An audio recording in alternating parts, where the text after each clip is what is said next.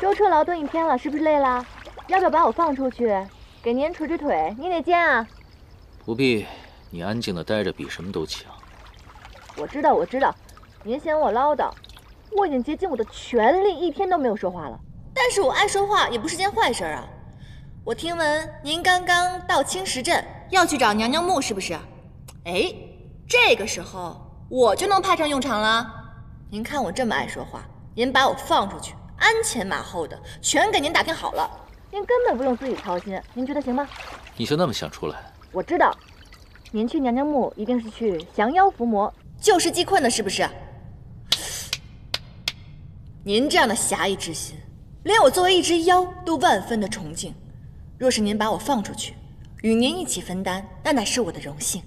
若是不行的话，也没关系。但是，可不可以先把我放出去，让我透口气呀？确定想出来吗？确定。好。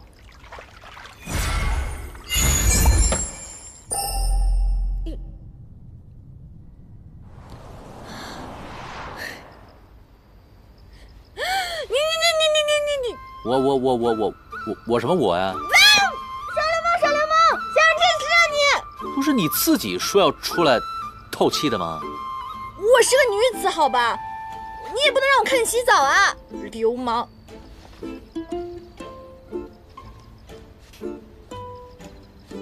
我答应让你出来透口气，你这么快就想回去了？别动怒，别动我！是我错了还不行吗？在华隐山林的时候是我骗了你，现在都是我咎由自取。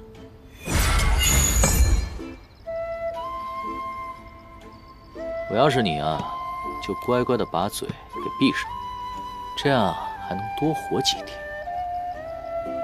聒噪！你这个小人！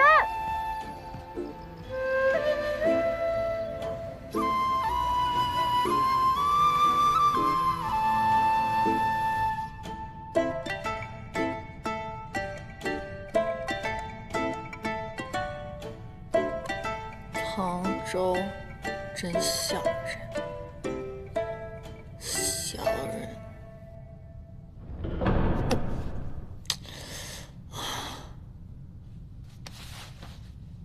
杭州这个小人，还让不让人睡觉了？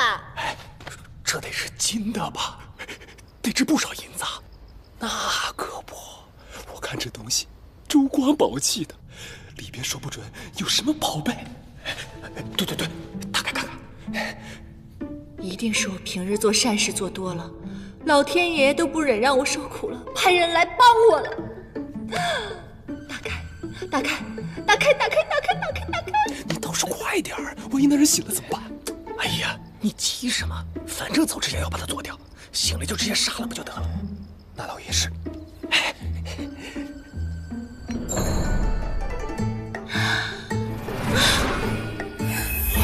我终于出来了！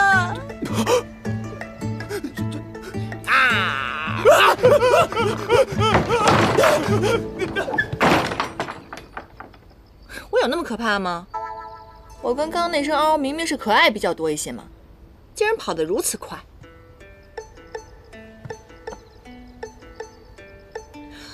原来是蒙汗药。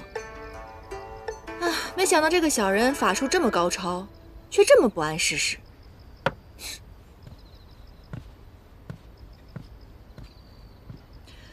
哎呀，你折磨了我这么久，可我呢，却不小心救下了你的性命，真是个天大的误会啊！但我怎么能以德报怨呢？哎呀，这白净的脸蛋儿，若是印上我的手指印，那应该更顺眼了。别漂亮，你这是在做什么？你醒啦？我看你脸上有一只蚊子，我想帮你扇蚊子来着。你手抬这么高，我还以为你要打我耳光呢。瞧您说的，怎么可能啊？我怎么可能是那样的人呢？屁股起来。哎，这个区蒙汗药，当真以为对我有用啊？好，那看样子您早醒了哈。你早醒了，你干嘛不早点起来呀？你就任由他们这样偷东西啊？本来呢是想起来的，但转念一想，不如看着你顶着天大的误会对我以德报怨啊。你是不知道，这2个贼在客栈里谋财害命的啊！现在回想起来都凶险得很啊！我也不知道，我就这么意外的能救下您的性命，很荣幸，很荣幸啊！可是他们伤不了我。哎，可别这么说，作奸犯科之人，他们隐藏的本事可多了。要不是刚才我吓跑他们，真的挺凶险的。不过救命之恩你就不用回报我了，我只有一个要求，我再也不想回那葫芦里了。那个葫芦里面又黑又小的，若让我回去的话，我宁愿自尽。也罢，你呢没有坐视他们伤我，尚有教化的可能。哎，那个放你出来是可以的啊，但是呢，你得每天跟在我的身边。我也想去试试那个。试什么？啊，也没有什么。哎，对了，你最擅长的不是打探消息吗？啊，是啊是啊。那你得给我展示展示你的真本事啊！能为唐天师肝脑涂地，我在所不辞。很好。好嘞，好嘞，好好吃啊，好好吃啊！好，来，你能想象吗？哎，就那桌，那仨高矮胖瘦，居然是亲兄弟。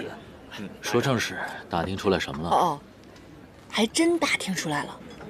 说这青石镇的密林里确实有古墓，叫做娘娘墓。传闻呢，是前朝亡国之时，君主带着自己心爱的贵妃，还有尽数的金银财宝，在死士的护送下逃了出来。直到逃到了青石镇的时候，是穷途末路，而那个时候死士只能护人，护不到金银财宝了。于是，这个君主便想到了一个丧尽天良的法子。贵妃被君主杀了。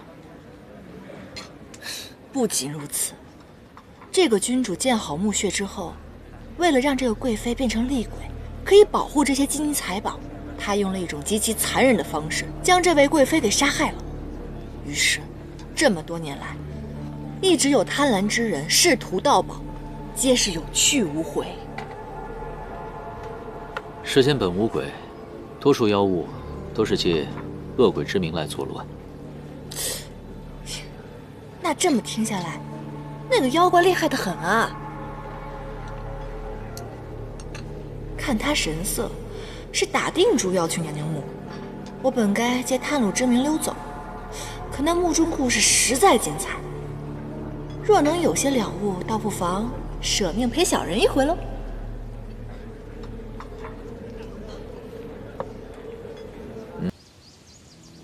藏宝之处，不愿昭告天下也不奇怪。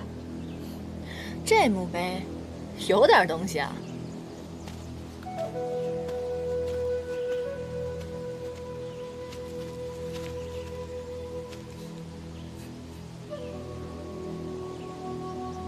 这好像可以擦掉的。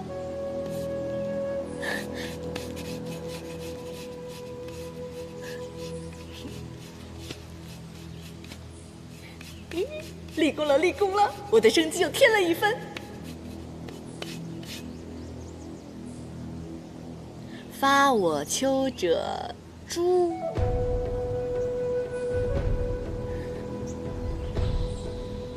哎，这都说不听前人言，吃亏在眼前。哥儿几个，要不然咱们就听这墓主的话吧，咱别进去了。生为死之门，死为生之所。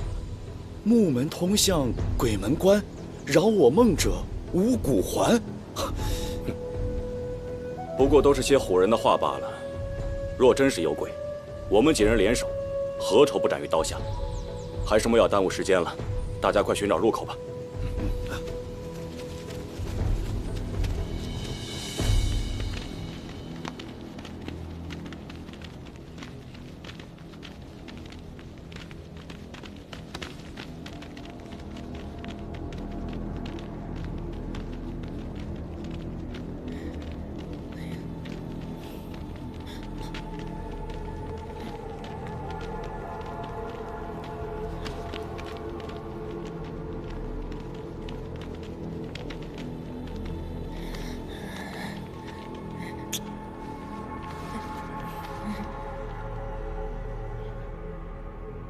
传人怕也就算了，你至于吗？大鱼吃小鱼，小妖怕大妖，这人之常情嘛。再说了，我根本就没有怕，我只是怕你像上次那样遭人暗算，到时候还得我站出来保护你。行，那不如从现在开始保护吧。哎，你就不是那个，你走前面。嘿，白漂亮，你不用担心。原来以为这墓里会有很多机关，你看，我们不是顺顺利利的进来了吗？外面的盗洞挖得比路都宽，什么机关陷阱，早就被以前的人给破了，不用担心啊。那照你这样说，之前进来的人没有一个人活着出去的。哎呀，这次有我们在，你就放心吧，赶紧走吧。各位，这边。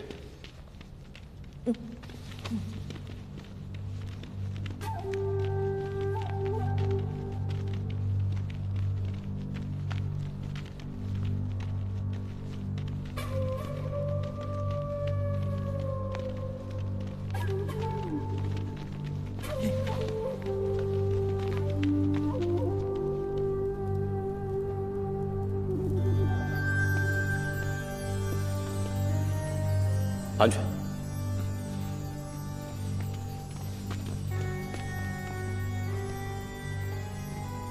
哇，巧笑倩兮，美目盼兮。这些石像是照着贵妃娘娘刻的吗？好漂亮啊，是不是啊？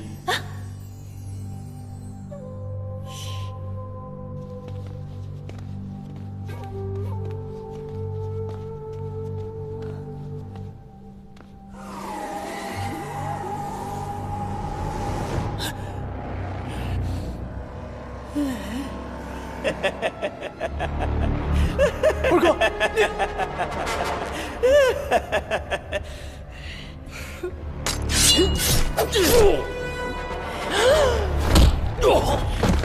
二弟三弟，别动！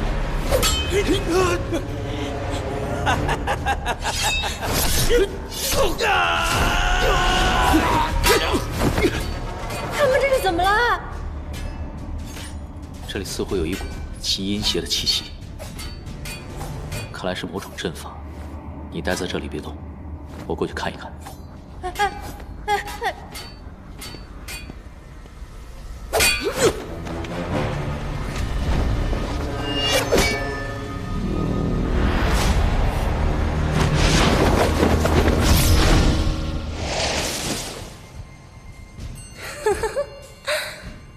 来了这么多小贼，你是生的最好看的那一个。你是墓主，是如何，不是又如何？是是非非，万般皆空。情是假的，爱是假的，只有恨才是真的。你恨杀了你的君王。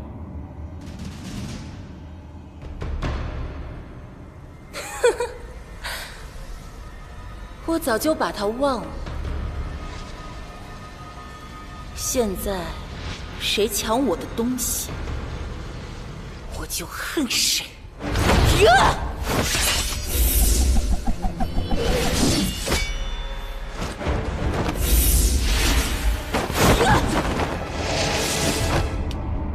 别动！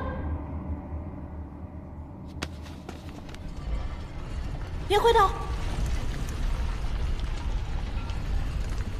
我果然没猜错，你肯定掉进某种法阵当中了。你刚刚在石像前站了一会儿，然后就突然发疯，其他人也发疯。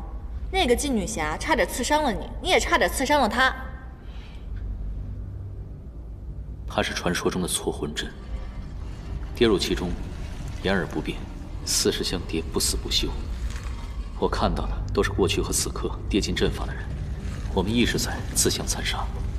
此阵乱人性质，对妖来说却是没有用的，所以你才没有中招。啊，对啊，看见我被困，你居然没有逃跑。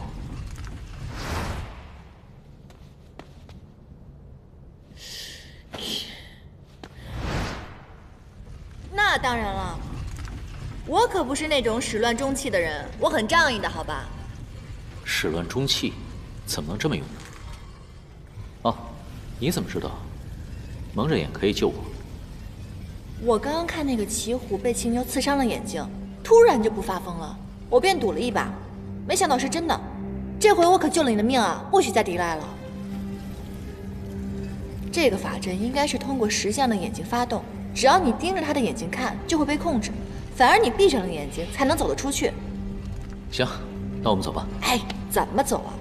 这些石像动来动去的，现在路全都变了，而且这个墓室是个圆的，处处都一样。刚刚跟我们那些人已经不见好一会儿了。怕是有人在错魂阵上叠加了幻影术。那怎么办？好歹你用手挡住我的眼睛。用手挡你？你直接闭上眼睛不得了吗？你闭上眼睛，我拉着你，咱俩冲出去。怎么这么多废话？走。哎，小心！哎，哇，我们居然转出来了！哎，睁眼，可以了，我们转出来了！你看，我是不是很厉害？哈！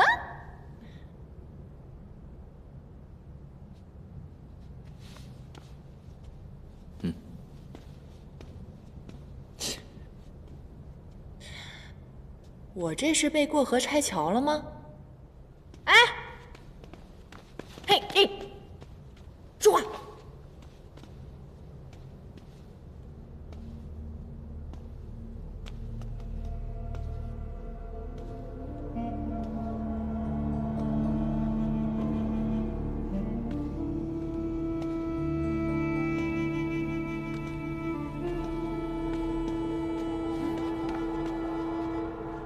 什么声音？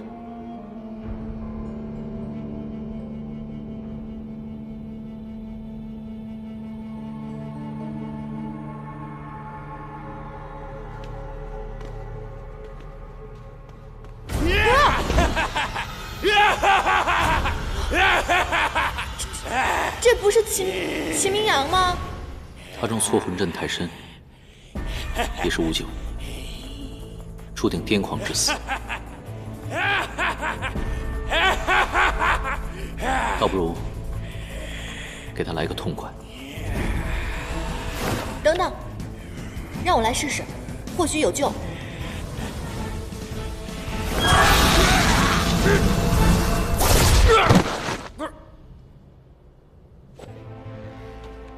怎么样，我厉害吧？以前是我小看你了，没想到你还真有点小本事。当然了，我说过我可以保护你，就算你跟他一样迷了魂，我照样可以救你。张口就咒我，看来又想进去了。哦，不是，你知道我这个人呢，我一得意就爱忘形嘛，理解一下，理解一下。哎，你走了，他怎么办？不是说你要救他吗？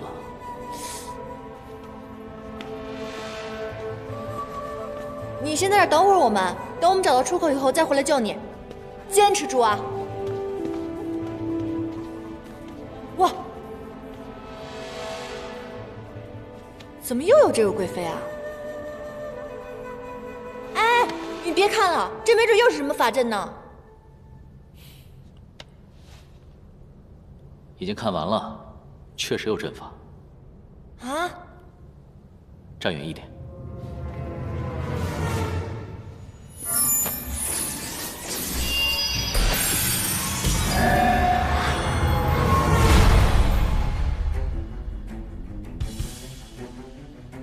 八卦图，奇门之术，流传了很久了。此乃艮离之卦。艮离之卦，生门居北，死门于坤，没准这墓的出口是在生门之后，怎么回事？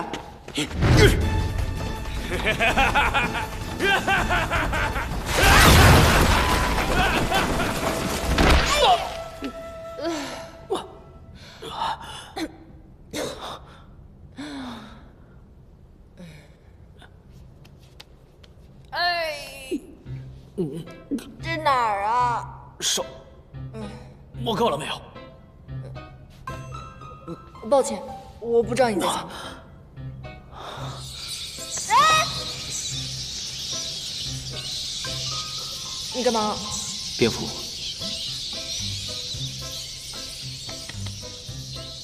爬过了没？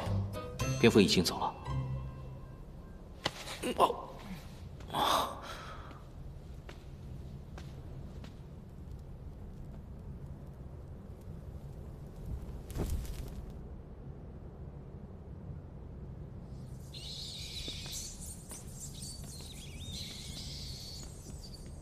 哎，你看，这有块墓碑。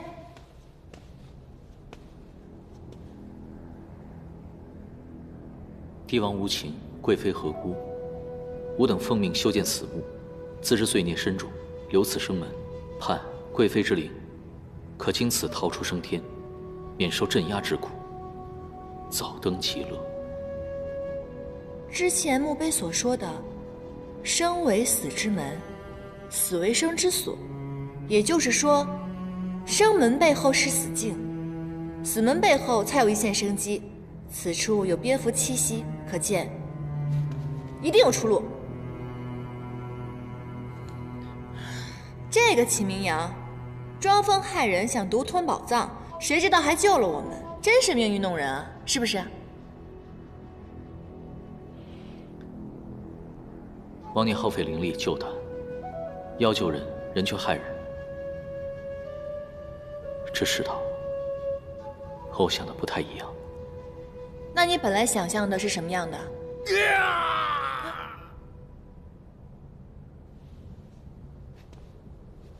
哎，咱们要不上去救他们吧？这个秦明阳死有余辜，死就死了，可是其他的人是无辜的。走吧。哎，唐天师，您英勇无敌，破法阵如拈花般简单，一人阻挡万妖，而我实在没什么本事，不如这样，我就在这里等着你，凯旋，如何？你放心，我不是不想陪你，只是这段时日我一直被关在葫芦里面，我腰力不济。再说了，这个甬道也太长了，我根本就飞不上去嘛。无妨，抓紧我即可。这不合适，这不合适。你说的也挺有道理。带着你一个人的确不合适，那就进葫芦里吧。什么都不说了，是兄弟一起走。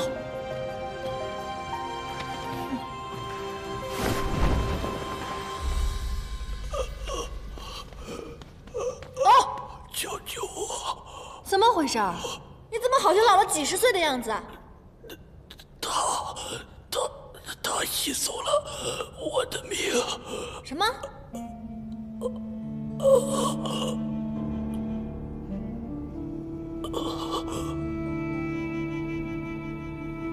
一命千秋，莫非是七曜神域？是不是有人夺走了你的寿数？寿数天定，还能抢夺？他可是带了什么法器？他用什么？怎么回事？死了？一说到关键时刻，怎么就死了呢？你说完再死好不好，大哥？速速离开，走吧。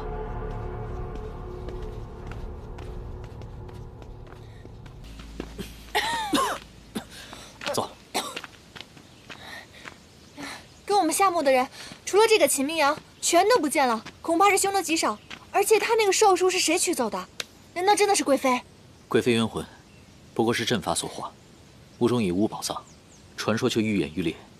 只有一个可能，有人在装神弄鬼。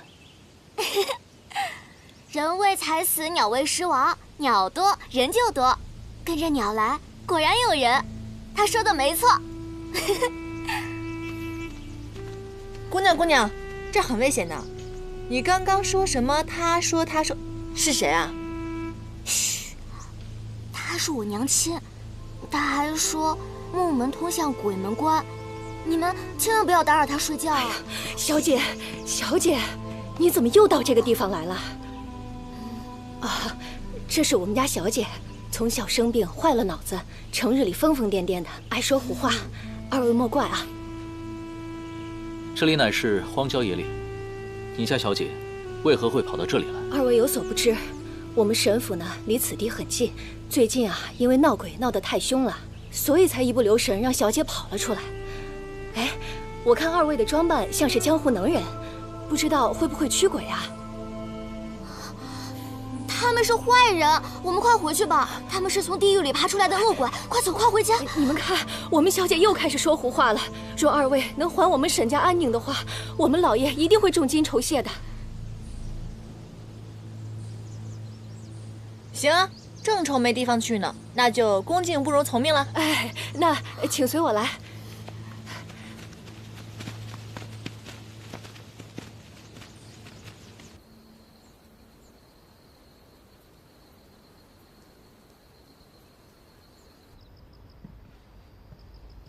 我们家湘君与常人有所不同，为了让他不遭人白眼，我就把宅子设到这个人烟稀少的地方。当初风水先生说此地阴气太重，易招邪祟，可当时我没有放在心上。现如今，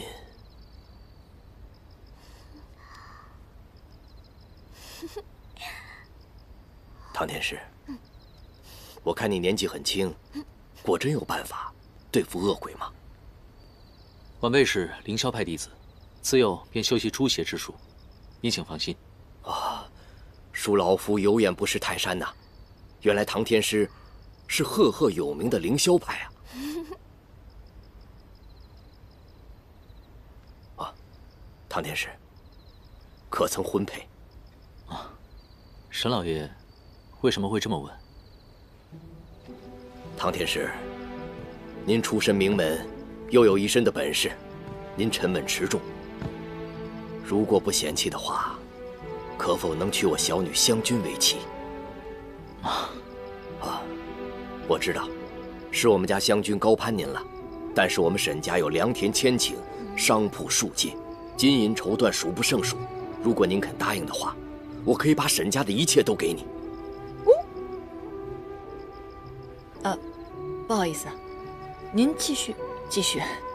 我就有点意外，我本来以为今天上演的是降妖伏魔的戏码，没想到才子佳人的美事儿。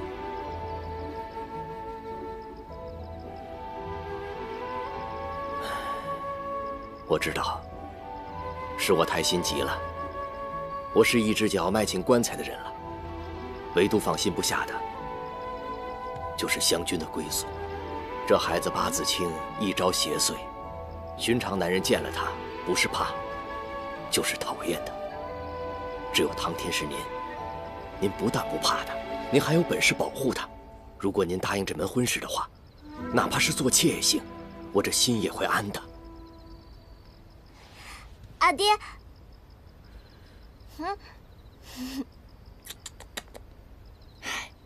沈老爷托孤托得这么认真，别推辞了吧，别人想要这种好事还求不得呢。啊！夫人不必试探我，我此生为你而已，绝不纳妾。你叫我什么？夫人啊。她是你夫人？私定终身，尚未禀明师门。私定终身？哎，这种话不可胡说的。夫人难道忘了，我下聘时曾送给你一个玉葫芦？记得。原来如此啊，是我们湘君没有福分呢。沈老爷，凌霄派出鬼自有秘法，以小妖投食便可将之请走。只要出现宅中恶鬼，沈小姐便可以安然无恙。唐天师所言极是，这天色已晚，我让下人安排厢房，你们早点休息。驱鬼之事，咱们明日详谈。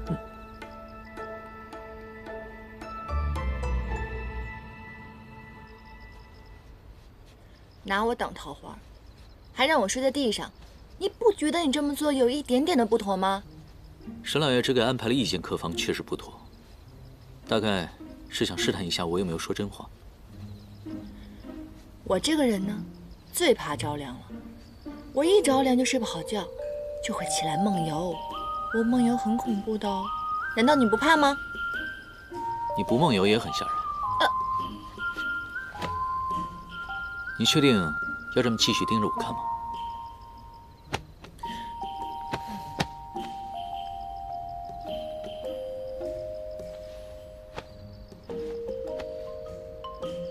唐天师，你之前跟我说过，世间本无鬼，所以你跟沈老爷说，如果遇到恶鬼的话，就投妖请走。这是随口一说的，对不对？唐天师，哎，再吵就是真的。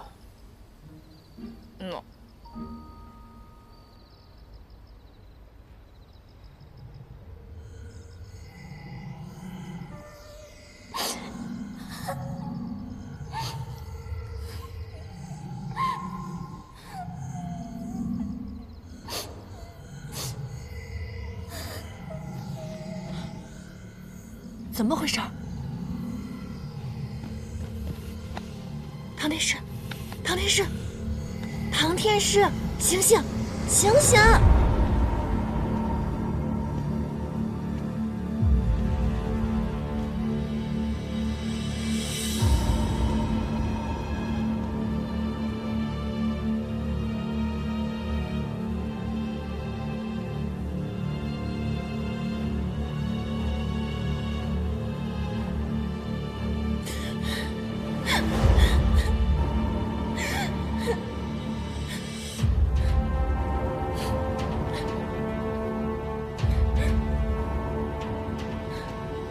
你是谁？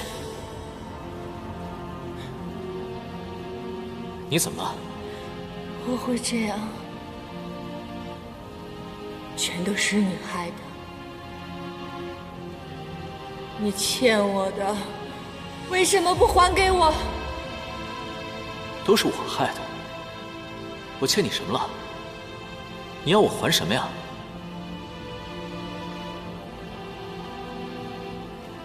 欠了我半颗心，这是你害的，我要你还给我。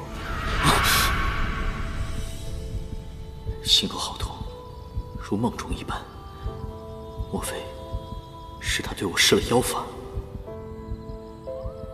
傻了？我不是故意打扰你的，是真的闹鬼了。你听。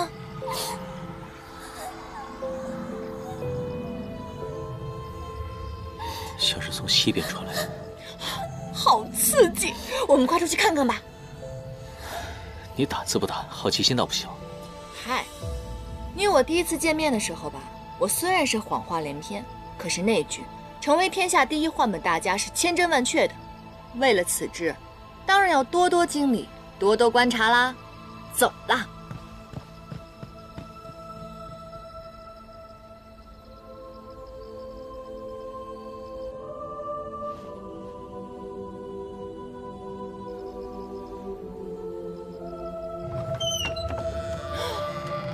哦，哎，你还愣着干嘛？外面有蠢货拿灵火骗人，快来！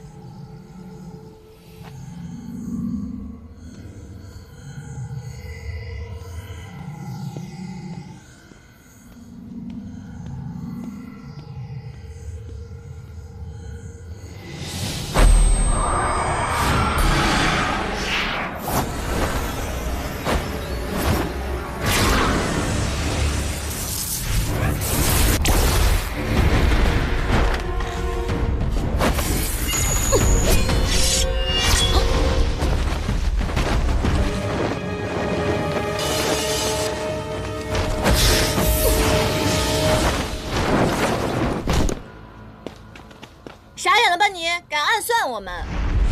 既然对方用这么老套的招数引我们出去，那我们自然不能辜负这出好戏喽。你不是最喜欢打架吗？机会来了，打他，看他到底是谁！上！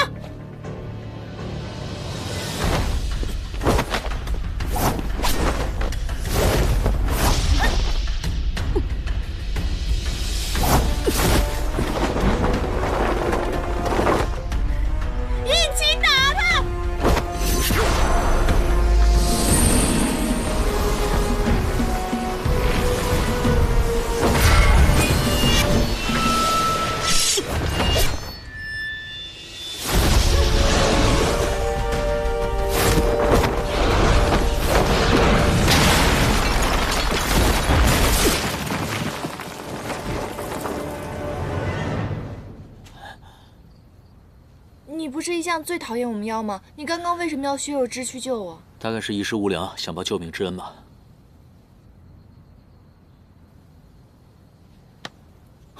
你干嘛？你别误会啊，我只想看看有没有伤到你心脉。你们凡人不都靠这活着吗？我可赔不起。你欠了我半颗心，我要你还给我！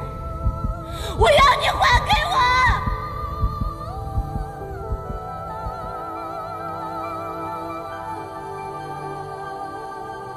哎，干嘛？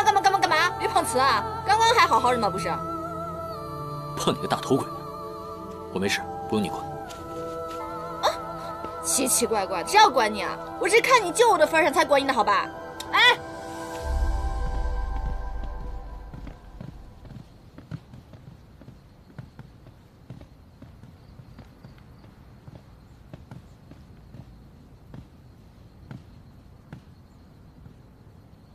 走啊，看看去。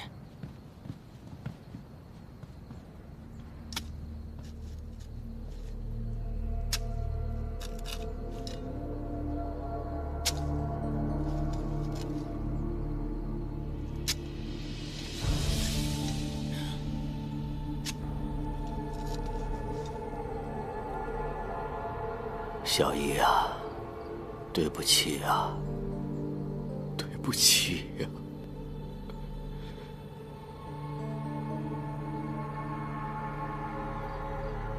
对不起。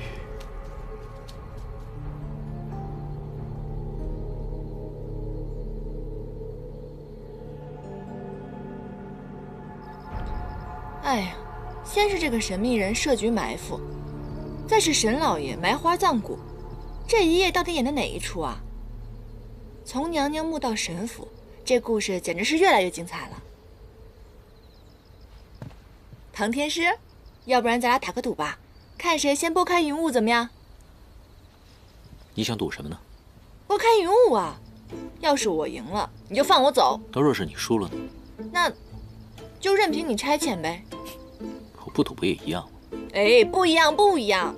打赌嘛，是博一个好彩头。你想想，自古天下英雄，哪一个不是争强好胜？而且，你难道不想凭真正的实力赢过我吗？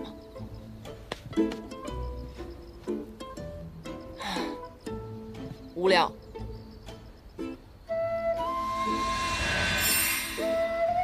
唉，本来想着你答应打赌，便把这个送给你，现在便宜你了。你是散花童子吗？上次给我的花瓣我都没有用。他呢，只是提前设下了阵法，才敢偷袭我，没什么实力，伤不到我的。那我就不给你了。拔都拔了，多存一片，留着下次用。奸诈小人！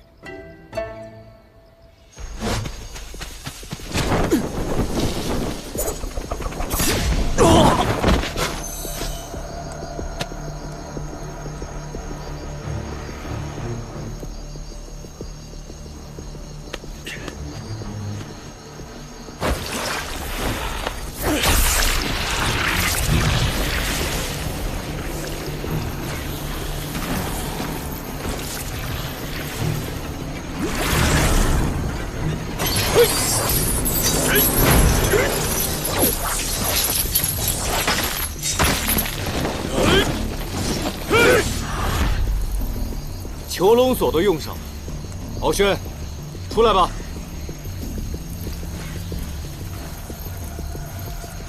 没来啊，那可不好啊。囚笼锁，以血祭锁，天人难逃，别白费力气了，给我杀！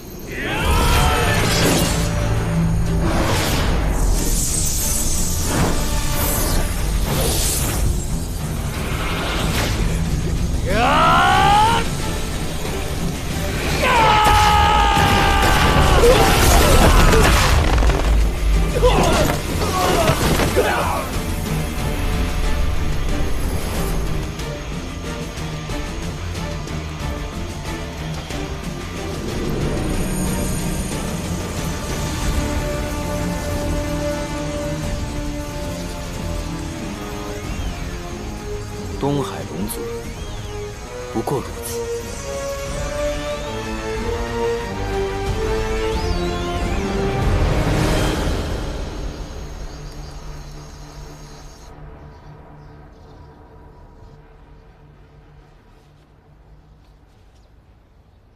沈老爷，所以我们思来想去，还是决定来找您了。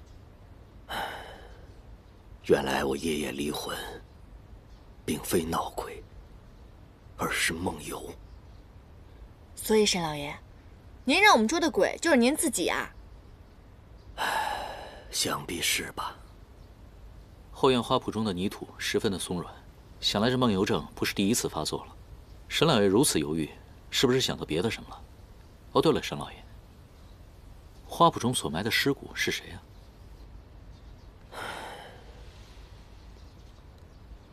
什么也逃不过唐天师你的眼睛。家中隐秘之事，本不愿与别人言说，而为第一次来到我府，就撞破老夫的心结，想必也是一种缘分。花圃中埋葬的是我的亡妻小姨，她是朵西族人，尸骨而葬不设棺木，那是他们的习俗。朵西族尸骨而葬，怎么听上去这么耳熟啊？那你深夜葬花也是习俗的一部分？不，我梦游去见小姨，是因为我曾无意间见到湘军在偷偷害人，是我对不住小姨。哎，沈老爷，你家小姐不是脑子……她不是神志不清吗？我也不知道发生了什么事情，可我亲眼见到湘军在枯井旁偷偷的害人，用妖术谋害人的性命啊！你怎知他使用的是妖术？朵西族人擅长使用妖术，我和小姨青梅竹马，多少也略知一二。可是小姨死得早，不可能教湘军这些，所以湘军一定是中了邪。唐天师，就算我求你了，若能还我原来的湘军，我死也瞑目了。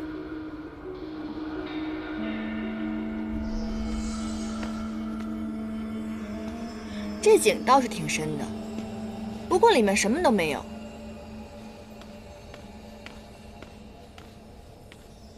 哎，你相信沈老爷说的话吗？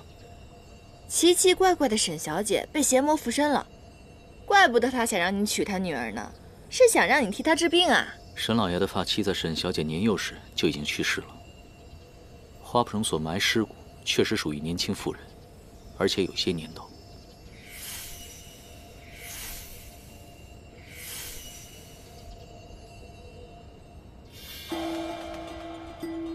地上有东西。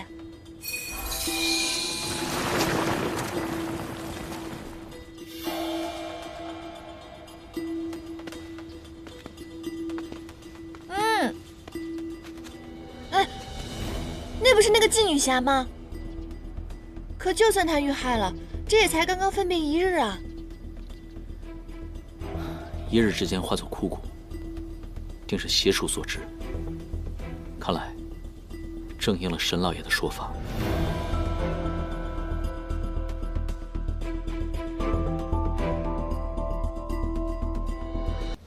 除了和我们一起下墓的人，其他尸骨都来自体格健壮的男子，死亡时间也并不久远。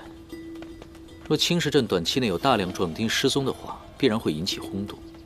所以，他们失踪的理由是娘娘墓。娘娘墓是彻头彻尾的陷阱，里面根本没有什么宝藏，都是一批批赶学送死的寻宝人。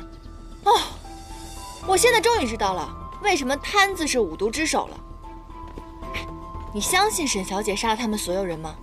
你不觉得，自从我们来到神府以后，一切线索都来得太顺利了吗？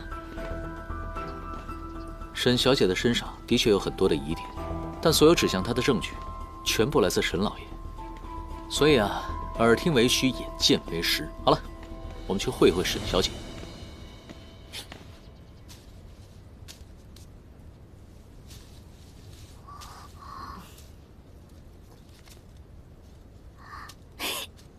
真好看。这沈小姐还挺可爱的，看不出来在装傻。你认为他是在装傻？你没发现吗？这沈小姐长得像孩童一样，玩得浑身都是泥巴，唯独这张脸却干干净净的。娘娘墓外第一次见她的时候，我就发现了，那么远的距离，她跑过来，衣裙都被树枝勾破了，唯独这张脸是又白净又俏丽，让人忍不住吧想摸上一把。你一个女妖，言辞怎么学得如此轻浮？拜托，轻浮？美色当前，人之常情，好吗？这沈老爷想把自己的女儿嫁给你，你都无动于衷。看来这辈子你注定孤家寡人了。无妨，那这辈子就找这聒噪的妖打发时间呗。我开玩笑的，我开玩笑的。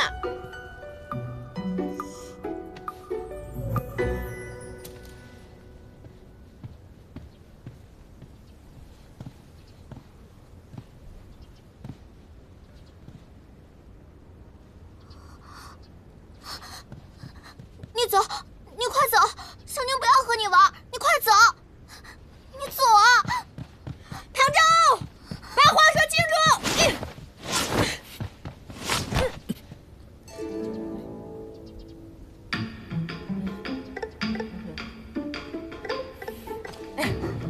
夫人，你不要激动啊！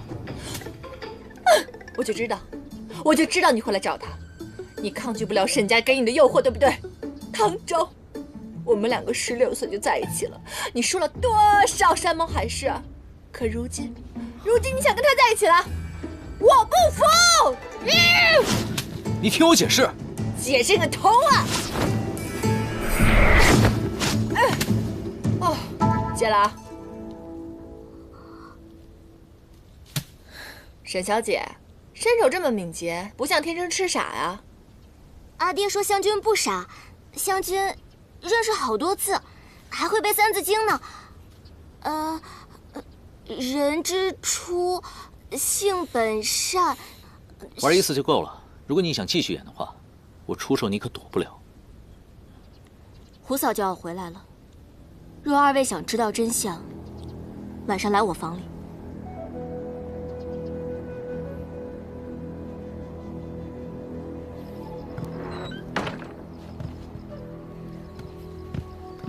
安全了。说吧，为何装疯卖傻？是父亲告诉你们的吧？他终究还是不肯放过我，要取我的性命。啊？其实，从很小的时候，我就亲眼目睹他杀死了母亲。我害怕他将我也杀掉，就假装被吓傻。父亲四处传播娘娘墓的传闻，利用陷阱杀害了好多人。我其实一直都想做些什么，但是有胡嫂盯着，唯一的办法只有假装通灵，跑到娘娘墓面前去提醒那些夺宝人。怪不得你一直拒绝我们来你家驱鬼。石鼓藏，我之前听到沈老爷说到石鼓藏的时候，我就觉得特别耳熟。我之前看过一本杂记，叫做《习族志异》，这里面记载着石鼓藏呢是朵习族不爱传的秘术，这由圣女守护着。不过10几年前呢，最后一任圣女和别人私奔了，从此以后朵习族便销声匿迹。如果不介意的话，我稍微的猜测一下，你娘不会就是那位圣女吧？是。父亲杀死母亲，正是为了族中秘术。但是他已经修习多年，并非一般修行之人可以对付。求求二位，一定要救救我！这是沈老爷，这是沈小姐。沈老爷的恐惧不像是假的，而沈小姐的眼泪呢，也是情真意切。可这唯一能作证的人吧，也就成白骨了。哎，你说凶手到底是谁啊？是谁不重要，重要的是我们只需要耐心的等待。有道理。只要我们在这里一日，真凶便会殚精竭虑一日，就看谁更有耐心喽。不过你真没有把握吗？凶手一旦出现，你便能抓住他？只要不被你拖后腿就行。切，不要看扁人好不好？有的时候像你这种打打杀杀是没有用的，最重要的是靠这里智慧，懂吗？哦，是吗？啊，还好吧。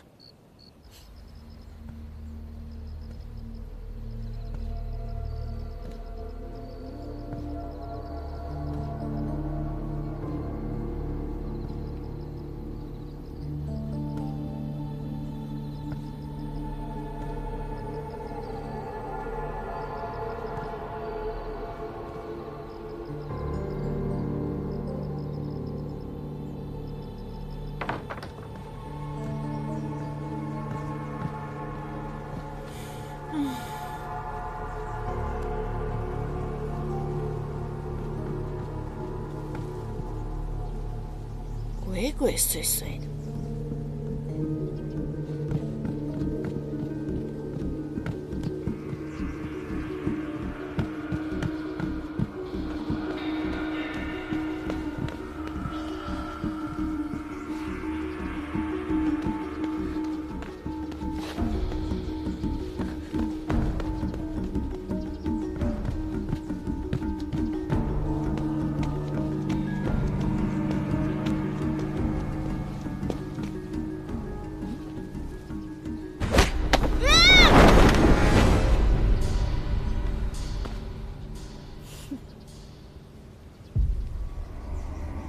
唐天师，唐天师，救命！救命！怎么了？怎么了？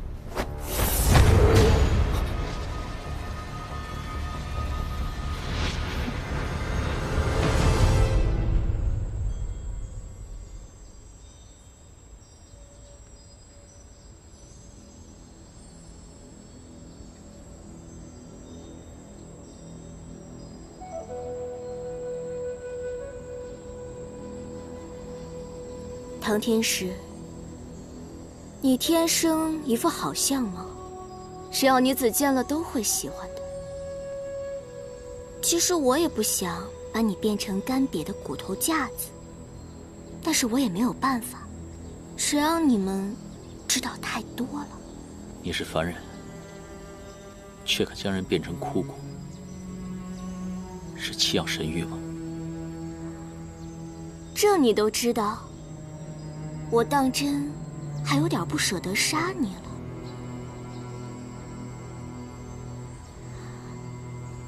其实我想知道，是唐夫人好看，还是我好看？如果再给你一次选择的机会，你是选她，还是选我？要杀便杀，我没有闲工夫陪你聊天。你就这么讨厌我？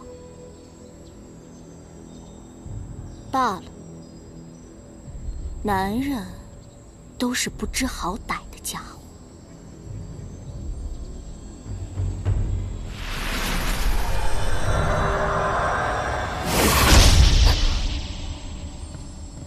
哇，好你个沈香君啊，背着我勾引我男人是不是？你不是跌入井里了吗？这么不入流的手段，还想套住我，太小看我了吧你！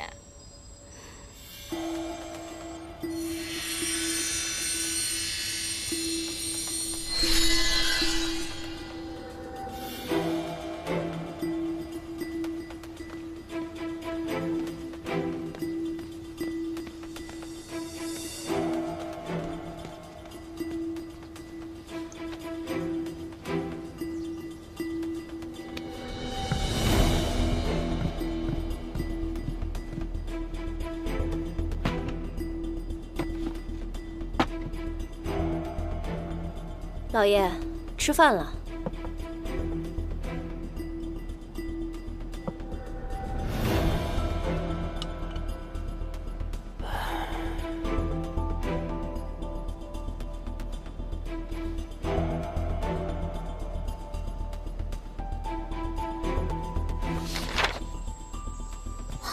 你去了阁楼？是啊，要不是因为你，我怎么能知道沈老爷年轻的时候如此英俊呢？还画了一手好画，看看上面写什么：3月3，吾与宜君携小妹湘君外出踏青。这么看来，你跟沈老爷是小姨子跟姐夫的关系。那为什么对外声称是妇女呢？而且就因为你姐姐死了，就把她给涂黑了？这不关你的事。哎，别激动嘛，怎么不关我的事儿啊？老爷已经答应我了，若是我把你杀掉呢，他就可以恢复青春，我也可以永葆青春，这样我们就可以永生永世在一起了。你觉得我要答应他吗？他要和你在一起？对啊，你杀了你姐姐，杀了她最爱的人，他不跟我在一起，难道要跟你在一起啊？我要杀了你！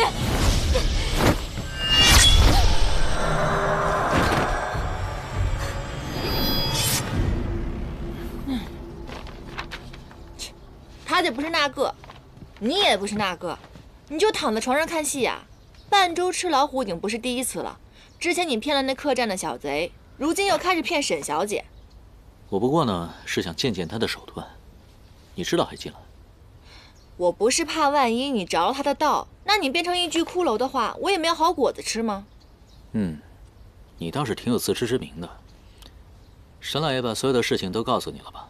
当然没有啦，我只是略施小计，把这幅画给偷出来了，其他的全都是靠猜的。演戏嘛，就是要随机应变了。沈老爷这么思念自己的亡妻，睹花思人都来不及呢，怎么可能涂黑呢？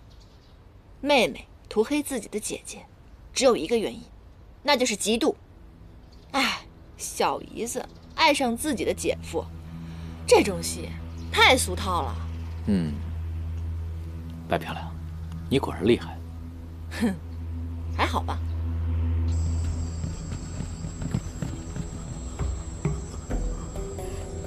唐天师，快救我！他疯了！你们若再靠近半步，我就要了他的命！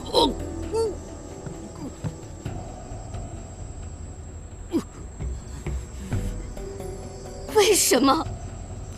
我这么爱你，你对沈怡君还是念念不忘？你知道我有多痛吗？姐姐为了你，连圣女长生的机会都不要了。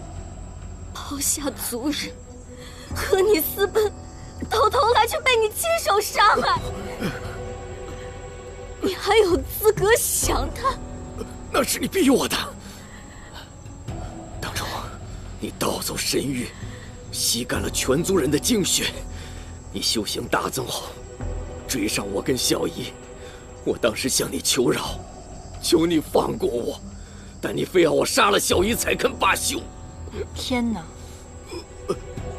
哎，我本来还觉得这个沈老爷挺可怜的，没想到谁也不无辜啊。现如今小姨已经死了，你还是不肯放过我，把我关在这里，把我变成现在这个样子。你倒是永葆青春是吧？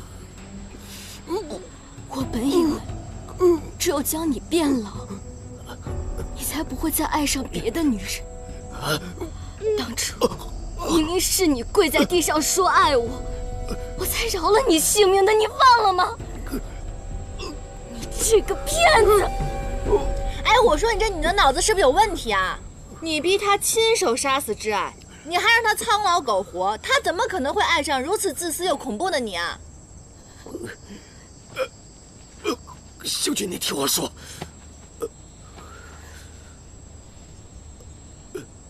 湘君，你不是喜欢我的画吗？我正打算给你画一幅，画里只有我和你，我们两个生生世世绝不分开，好不好？湘君，求你放过我，相信我。湘君，你千万不要听他们俩的挑拨，是他们逼我说出小姨的事情。他们是要得到七曜神玉，你知道吗？我不骗你，相信我。湘君，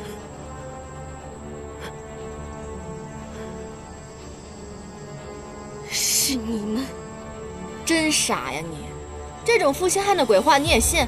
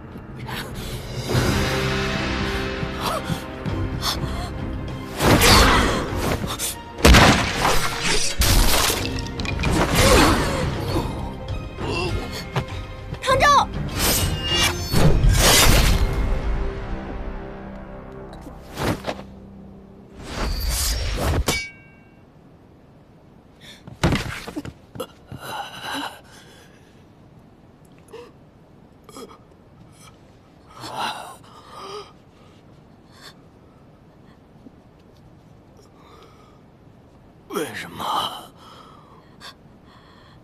为什么这么对我？你不是说爱我吗？是你说的。我们永远在一起。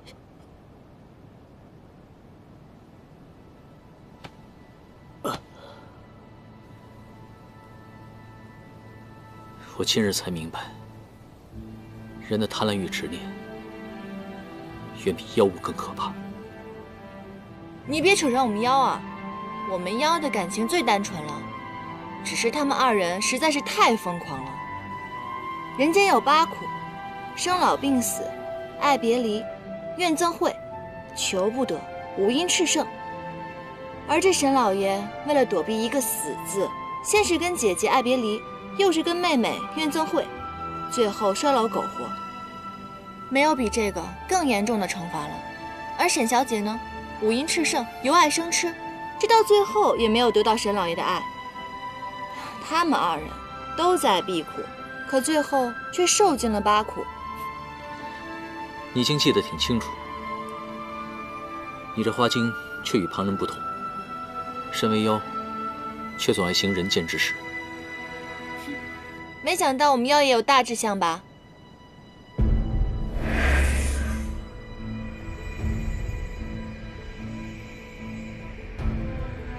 七药神玉，你来娘娘墓就是为了找这个吧？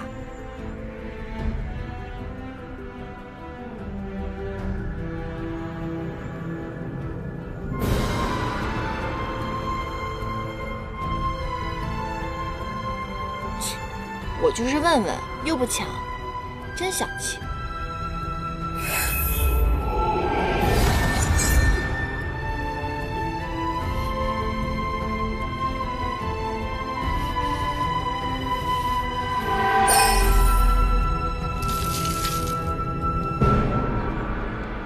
七虎、犀牛、奇豹大哥、金女侠，还有那些不知名的兄弟们，你们安心吧，杀害你们的人已经死了。我跟唐周已经把娘娘墓里面所有的法阵全部毁掉，以后再也不会有人殒命了。若有来世，希望你们不要再为钱财冒险，可以一生良田美眷，一世无忧。我还有一个愿望。我希望唐天师能够听到我的肺腑之言。虽然以前的我从来没有害过人，是一只非常非常好的妖，但是希望我以后可以努力做一只更好的妖。要不你的声音再大一点，满天神佛都能听见了。好，公子，慢走。这怎么买起首饰来了？莫非你真的有一个未过门的妻子？你要把这个送给他？手给我。干嘛？虽然人家叫白漂亮，确实是又白又漂亮的，很难让人家坐怀不乱啦。可是我们人妖有别，你又是个捉妖师，我只是个小妖怪，这样不好吧？闭嘴！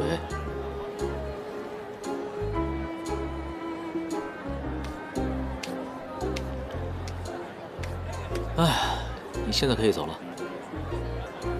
真的假的？我可以离开了？唐天师果然是唐天师啊，气度不凡，告辞。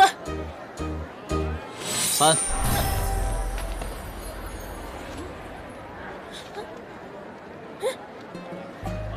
怎么回事？你对我做什么了？你也别费力了，待在我身边3步之内。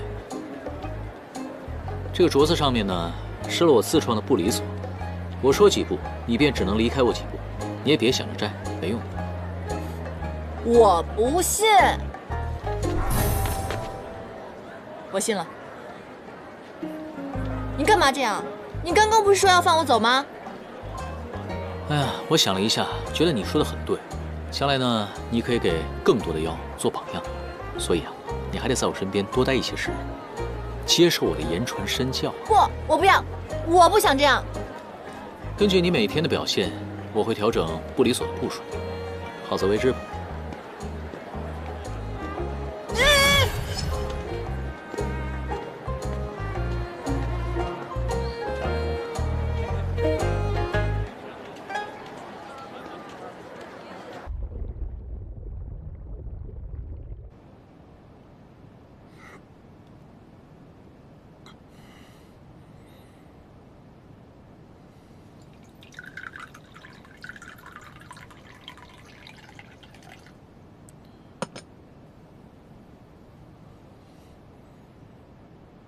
殿下，殿下，我们派过去的精锐全部都牺牲了，不过我们拿到了这个。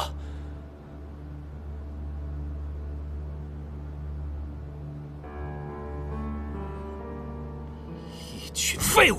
是。真是拖不得，我亲自去。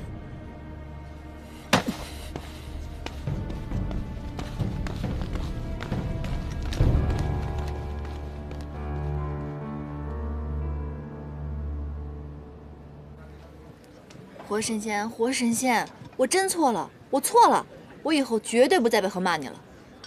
看在我这么努力的份上，你行行好，行不行？10步，10步行不行？10步不行的话，8步，8步可以吧？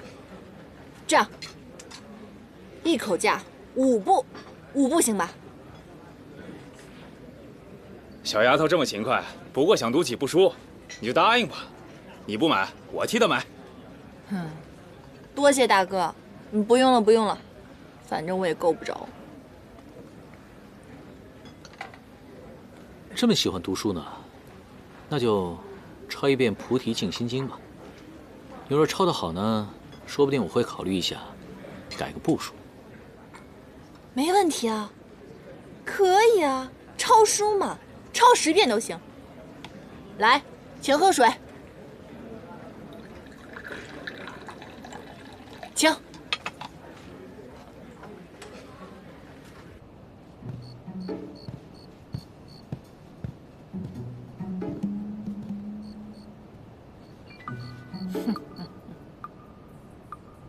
让你折磨我，我这就让你尝尝心痛的滋味。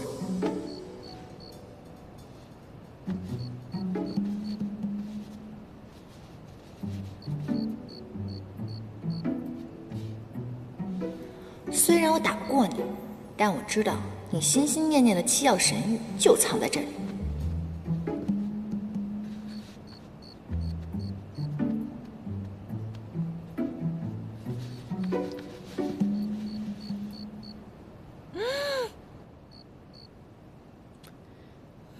摸够了没有啊？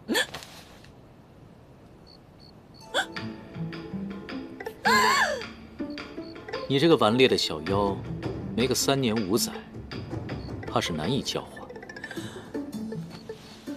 你是人是妖啊？你怎么还能灵魂出窍呢？且慢，唐天师，误会，都是一场误会。我刚刚并未想偷你东西，我只想看看这个神奇的宝贝它怎么个神奇法。况且哪需要那么长时间教化我呀？最多3、5个月，我肯定能改好，痛改前非。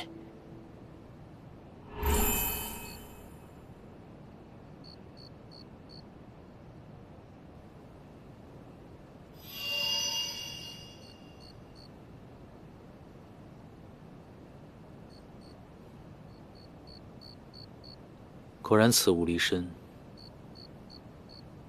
伤痕便会再生。你是中了什么毒啊？还是受了什么伤啊？这宝贝怎么能够治你的伤痕呢？我因受伤，导致魂魄不稳，偶尔夜间，魂魄会脱离肉身。曾有人告诉我，我并非我，只有找到4件神器，才能做回真正的自己。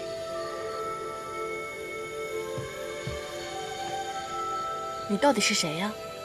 你过去不会也是只妖怪吧？我说我是神仙，你信吗？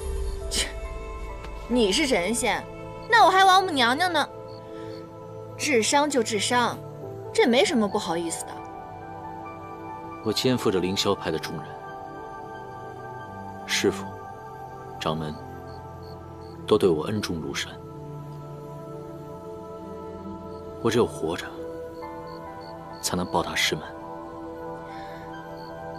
你心怀天下有心怀师门，斩妖除魔还得寻找神器，寻找完神器你还得寻找你自己。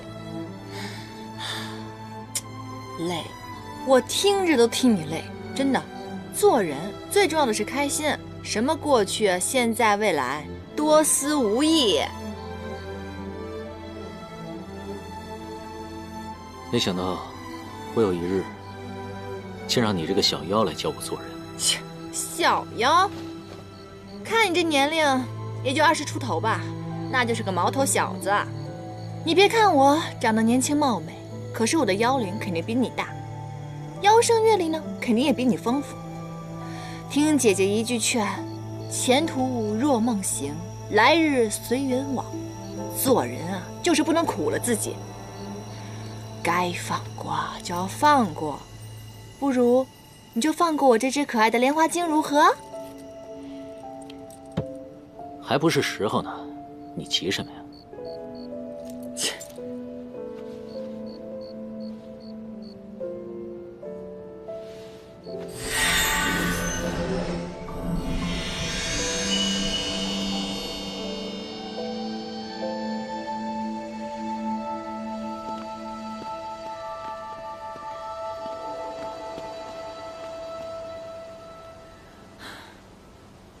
你就算不放过我，你也没有必要把我带回你的师门找死吧？你身上没有妖气，是死是活就看你自己了，一妹。你说什么？一妹？不然呢？掌门寿辰将近，正好带你体会清正门风，好好洗涤一下你的妖心。进去之后，要是有人问你什么的，你最好好好的演。要是出了什么岔子，我可救不了你。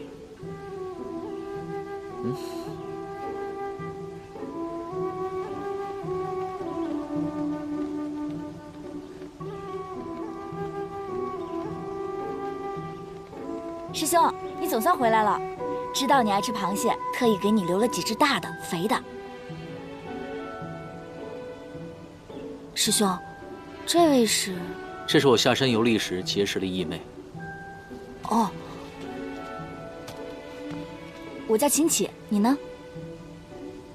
盐蛋。要什么呢？大师兄，你怎么也回来了？大师兄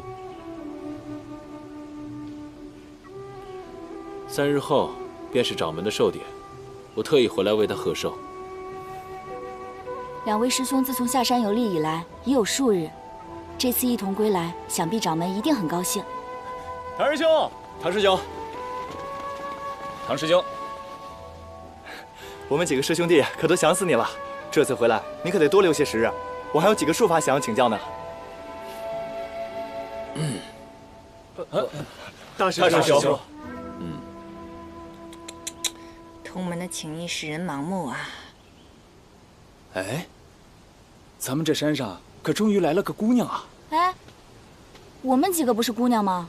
其实吧，这么些年一直拿你们当师弟来着。我，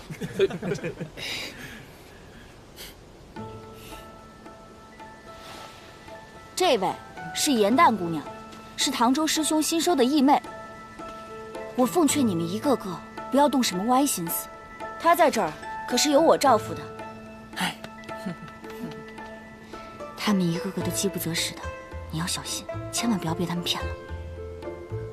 哎，我听说唐师兄向来不近女色。对呀，怎么收了你做义妹了？你们怎么认识的？这说来话长，看不出来吧？我本是一大户人家的大小姐。奈何遭遇山匪，全家皆被杀害。这山匪见我长得还算周正，便想把我据为己有。就在我叫天天不应，叫地地不灵的时候，义兄从天而降，拯救了我。谁知那山匪竟然是一只癞蛤蟆妖啊！那蛤蟆可厉害了，义兄与那蛤蟆苦战多时，最终将那蛤蟆收服了，简直是雪中送炭。义兄的这份大恩大德，我哪怕是做牛做马，这报答都不及1/1000呀！没错，就是这样。师兄，你既然已经救了他，为什么不把他安顿好，反而带到师门来了呢？我与义兄告别之后，谁知道那蛤蟆的残余党羽看中了我，我怕他们报复纠缠我，于是我便求义兄将我收下。这义兄见我孤苦伶仃、无依无靠的，便答应我，让我做他的义妹了。这不，就带我回到师门来了。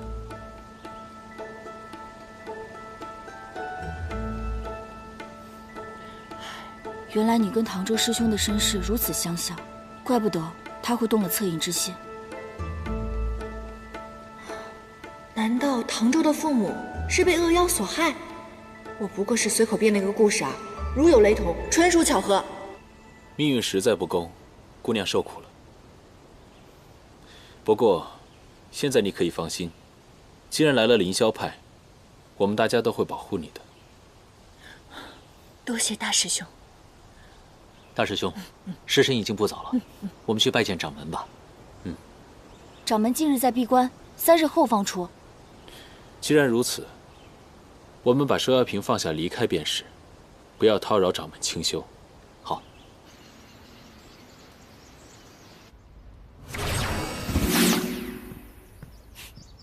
在这儿发什么脾气啊？拿一只小乌龟出气，算什么英雄好汉？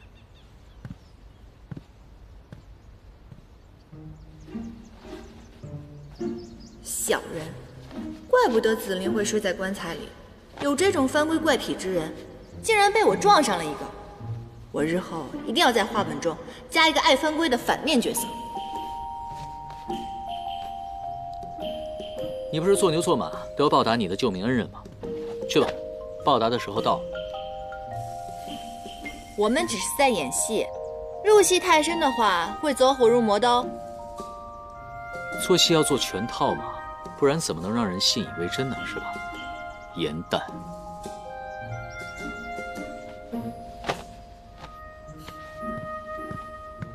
给我好好写。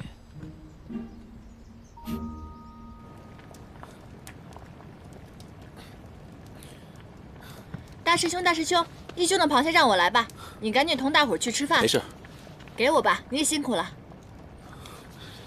颜大姑娘，你是客人，烧饭这种事，师弟们愿意麻烦你。作为大师兄，可不能这样无礼。我来吧。真没事儿。我来。颜淡，唐周师兄先是对你英雄救美，然后又一路护送，朝夕相伴，你可否有对他芳心暗许啊？这绝不可能啊！这恩情跟爱情是两回事儿。是，义兄他法术确实高超，但他这人的性格一言难尽，相信你也懂的。你误会唐周师兄了，他和你的身世很像，却又比你更加惨一些，所以才造就了他如今外冷内热的性格。他怎么了？他身世有什么故事吗？说来听听。师兄他从小就是孤儿，年少时被他的师父带回凌霄派抚养，二人名为师徒，实际上亲如父子。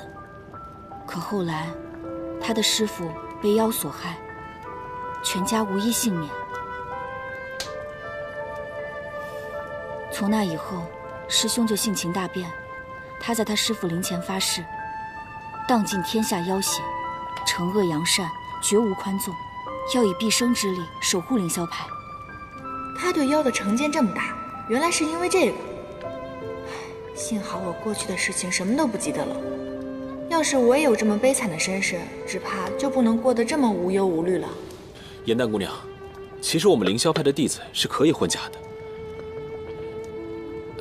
唯独掌门要存天理，灭人欲，断情绝爱，为他人所不能为之事，行他人所不能及之道。我虽然是大师兄，却没有唐师弟刻苦，而且他天资颇高，所以门派上下皆知，他才是掌门的候选人。怪不得这一路上他不近女色，软硬不吃，原来是这样。不过当你们掌门可太辛苦了，明明是个凡人，却有着神仙的要求。守卫正道，难免牺牲嘛。好了，我的鸭汤好了，我先给掌门送去。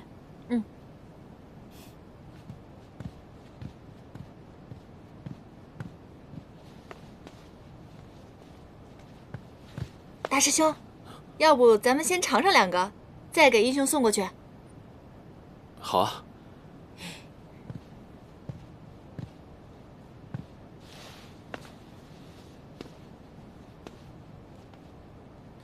吃螃蟹要蘸点姜丝和醋，这样吃多了也不会伤身。大师兄真体贴，你跟唐周完全不像亲师兄弟。唐师弟心怀大志，而我易于发案便可。少了不是？我也是这样的。好吃吗？好吃，好吃。再来一个。嗯。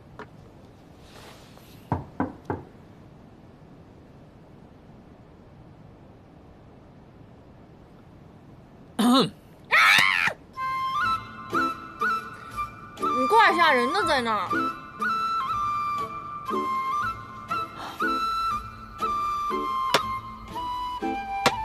仗着自己以后会成为掌门，不跟女孩子打交道，就如此不知道怜香惜玉。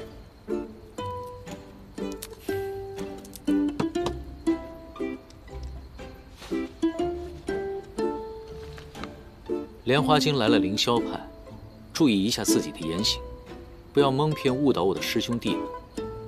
谁蒙骗了？谁误导他们了？你不要以小人之心夺我们妖精之腹，好不好？人家大师兄对我那是热情关切，我自然也要热情回应啊！难不成像你一样冷着一张脸，辜负别人的一片好意？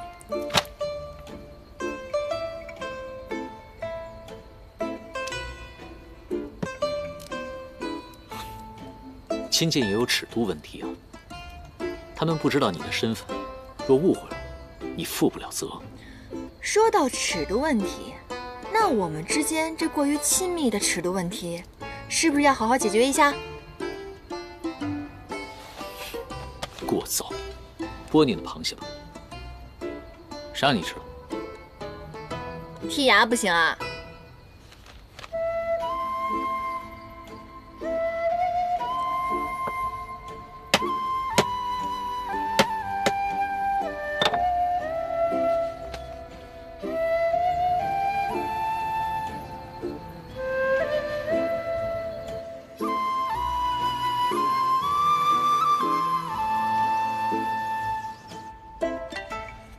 不知道于墨这个时候在干嘛？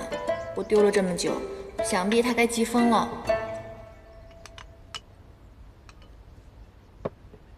大师兄为你钓的鱼，怎么光看不吃啊？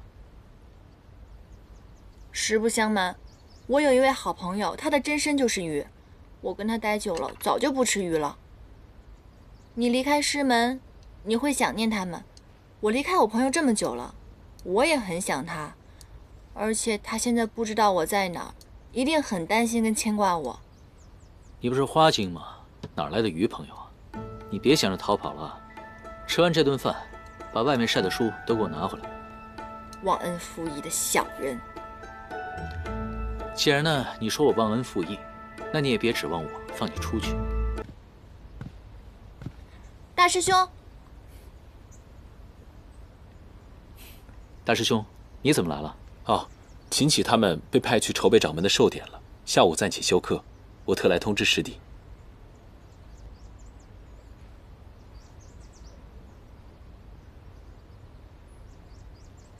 严淡姑娘不喜欢吃鱼吗？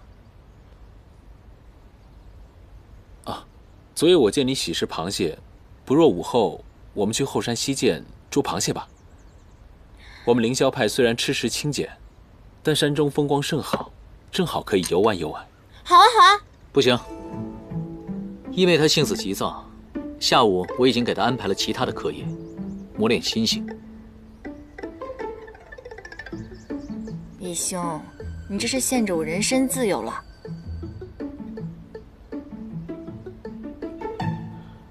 反正我也无事，不若下午的课业，我陪你一同历练。好呀，好啊！大师兄，他需要的是静心自持，有外人在，不利于修身养性，对吧？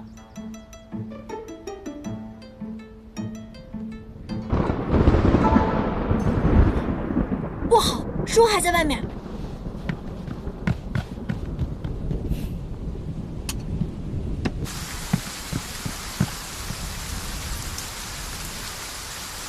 这下坏了。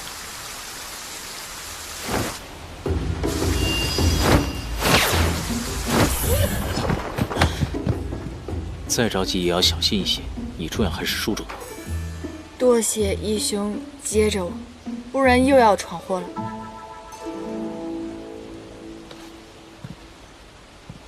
大师兄，义兄的古籍刚才淋了雨，估计损坏了不少。这些时日我要帮他一一修复，那就暂时先不跟你去游山了。严旦说的是，为了兄长的书，姑娘能如此奋不顾身，当真是有情有义。来日方长，总有雨过天晴的时候。作为师兄，有些话我不得不提醒你。你以后是要做掌门的人，切勿因私情断了前程。大师兄放心，我与严旦是义兄妹，教导他是我的职责。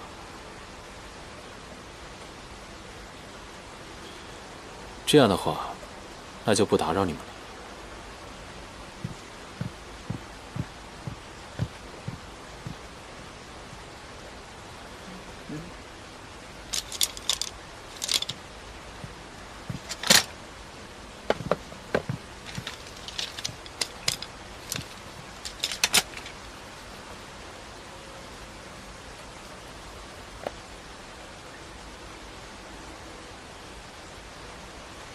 我的簪子怎么会在你这儿？你从哪儿偷的？谁偷你东西了？这是我师父留给我的纪念。你师父？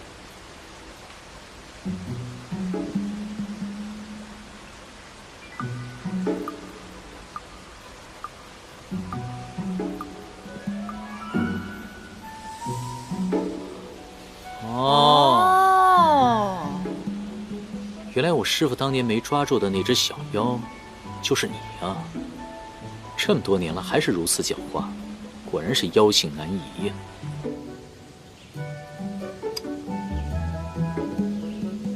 哼，这小妖，妖力不济，脑子倒挺灵光。原来那个让我给鱼陪葬的老头是你师父啊！果然是上梁不正下梁歪，都是胡搅蛮缠、不辨善恶的人。你完蛋了！你完蛋了！我要让所有人都看清楚你小人的真实面目！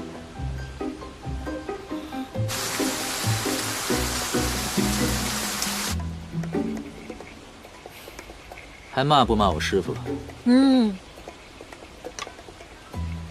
还要让凌霄派人尽皆知吗？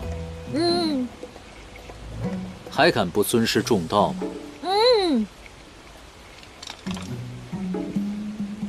是不是很想让我解开你的禁眼咒啊？你想得美！这就是你污蔑我、诋毁我的惩罚。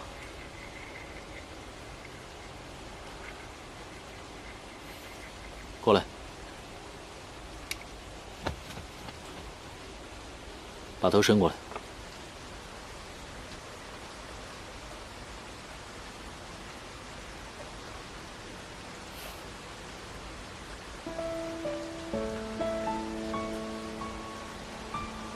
这个簪子我留着也没什么用，你带着吧。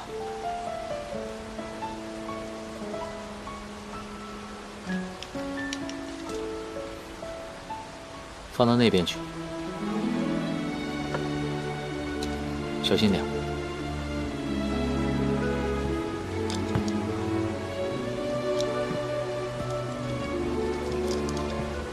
睡眠咒，气运指尖，力贯全身。举天地之象，欢欢然也。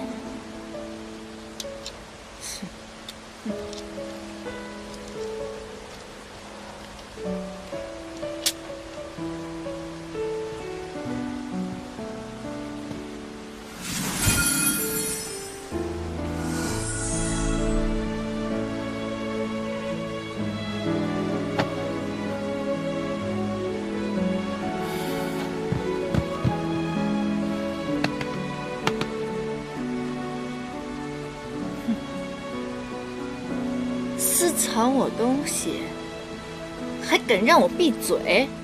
哼，这下栽到我手上了吧？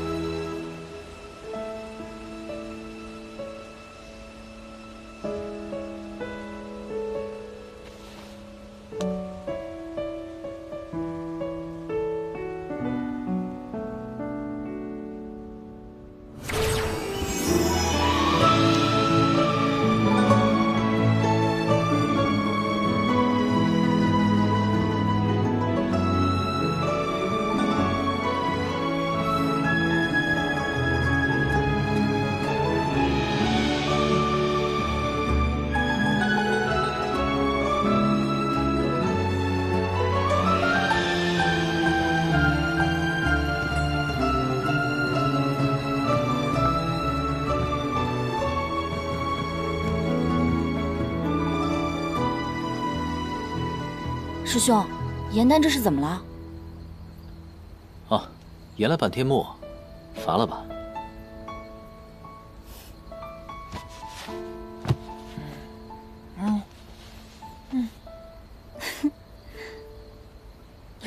哦，对了，师妹，所来何事啊？今日是1年1度的中元节，按照门规，我们应该上山守夜镇妖。我已经准备好了各种各样的小吃和宵夜了，这不来叫你们一起呢。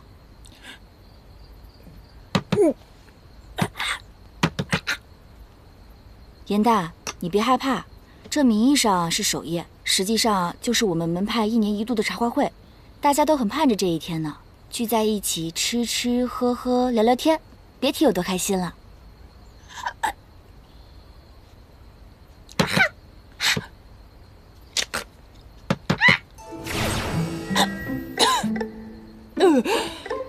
憋死我了，终于能说话了，什么情况？我愿意去，我愿意去。笑什么？怎么了？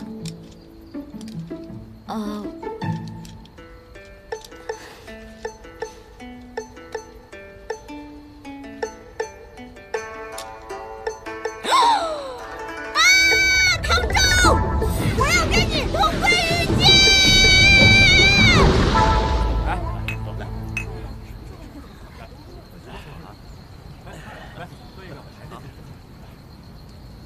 严大，你怎么还吃得下啊？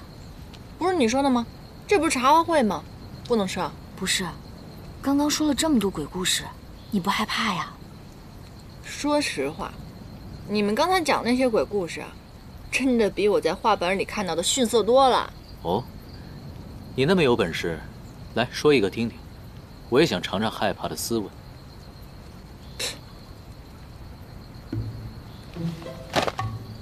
行啊，既然你这么诚心诚意的求我，那我就好心好意的给你们讲个鬼故事吧。但是有一个条件，在听我讲鬼故事的时候，大家必须都得闭上眼睛。若是谁吓得睁开了眼睛，那就算输了。输的人呢，要围着这个篝火正着跑10圈，然后再反着跑10圈，最后坐到自己的位置上。听明白了吗？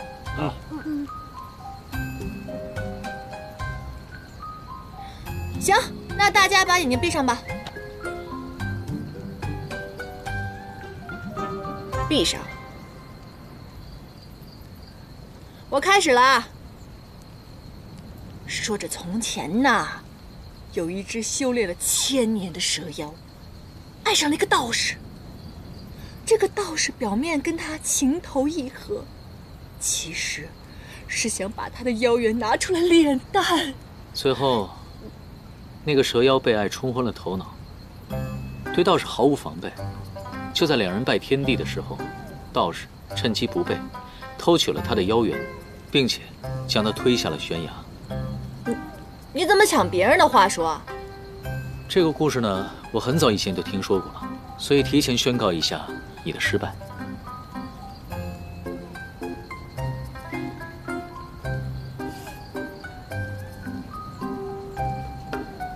哼，行啊，既然义兄涉猎这么广泛，不如你也讲一个，让义妹我尝尝害怕的滋味啊。没问题啊。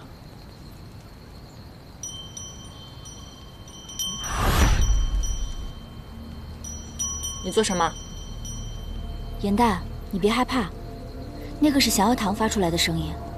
师兄们每次云游回来，都会把捉到的小妖送入降妖堂关押。这堂内啊是机关重重，堂外呢又布下了锁妖阵，所以会时不时发出铃声。哦，怎么害怕了？谁怕了？那就乖乖的把眼睛闭上。闭就闭。听好了啊。从前呢，有一对夫妇，丈夫和一个砍柴的樵夫一起上山砍柴，去了很久都没有回来。于是妻子匆忙地去山上找他，找了很久，却只发现砍柴的那把斧子上面血迹斑斑。妻子呢，以为自己的丈夫已经死了，就哭着回家了。结果过了10日，丈夫突然又回来了，妻子欣喜万分。妻子就问他，说你啊，这段时间去了哪里？丈夫说，他在山上迷了路，找了好久，才找到回家的路。妻子第二日去了集市，遇到了和丈夫一起砍柴的樵夫，便问其此事。樵夫突然大惊：“哎，你的丈夫10日之前便已经死了。”于是呢，那女子不安地回到家，就看到自己的丈夫正低着头在找什么东西，突然有一双手臂抱住了她。就这，唐天师，你这辈子都吓唬不了我了，好吧？还有，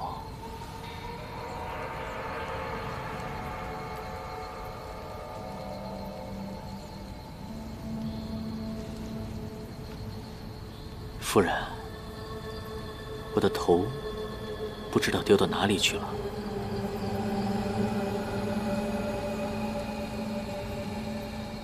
你能帮我找找吗？啊？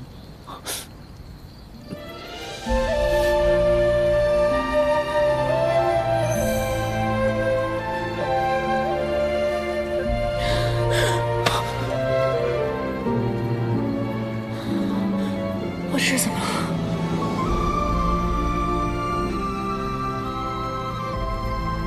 严淡姑娘，你怎么了？你有病啊你！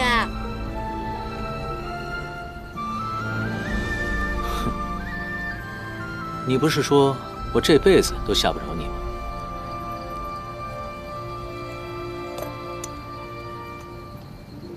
哎，你拿的是我的酒。睁眼了，跑吧。小人。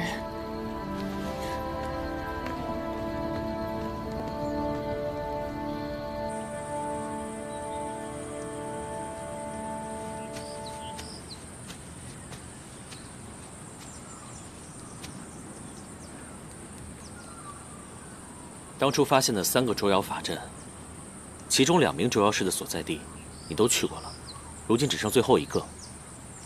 凌霄派，严淡一定在那儿。山主，山主，丹鼠呢？他怎么没和你们一起回来？那日我和丹鼠分头行动，后来他迟迟未与大家会合，我们便寻到他最后出现的地方，发现那里只有捉妖法阵的痕迹。只怕丹鼠也落到了捉妖师的手里，还请山主一定救救他。你在这个世上活1日，龙族便不会放过你。如今你在明，他们在暗，你一个人去太冒险了。这样吧，我陪你去。凌霄派不比平常的小门小派，我一人前往便可以。你赶快带大家回去吧。现如今，夜兰山需要你。严淡是我弄丢的，不管怎么样，我会毫发无损地把他带回来。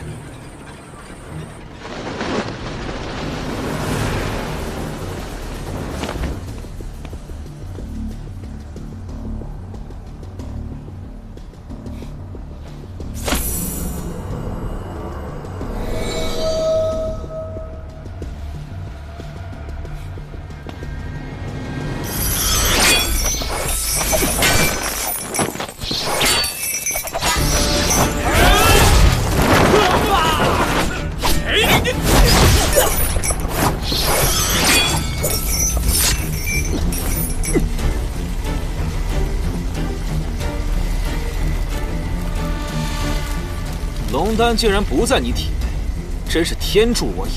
不想死，就快滚！我说过，只要你的鳞片在我手上，但凡你施法，我定能顺着灵力掌脉将你诛杀。上次是我轻敌，今天我必亲眼看着你死透！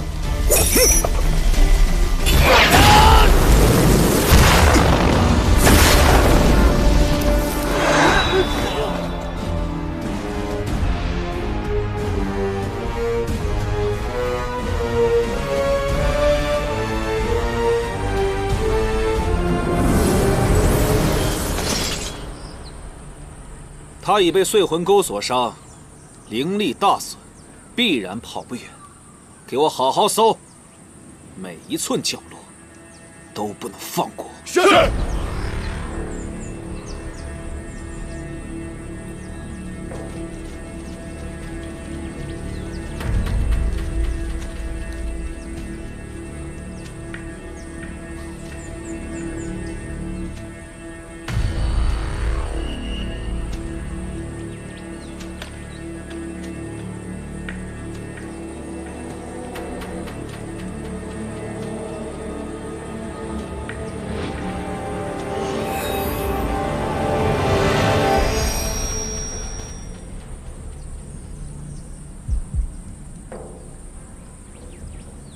我们走，去那边看看。是。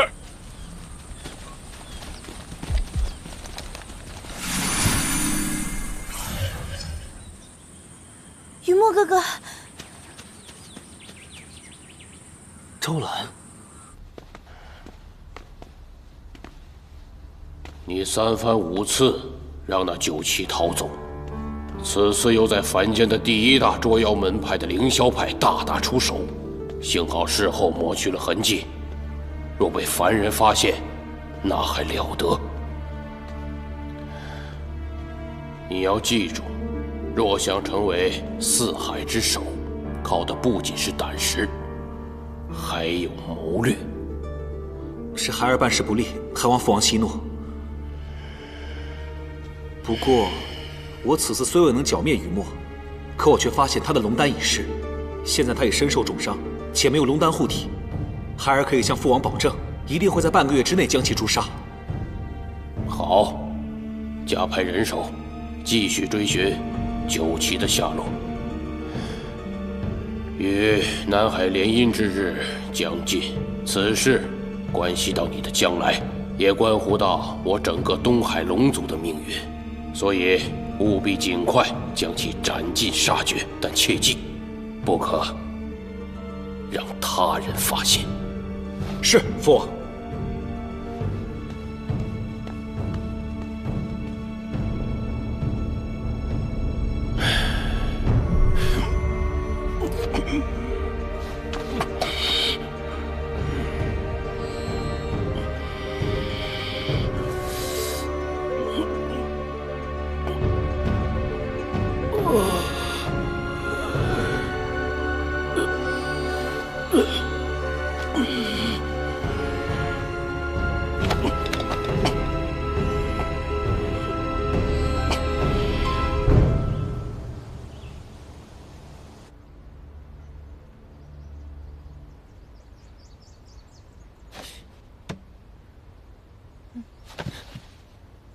今日掌门命我下山讲学，这道禁制我就先给你解了。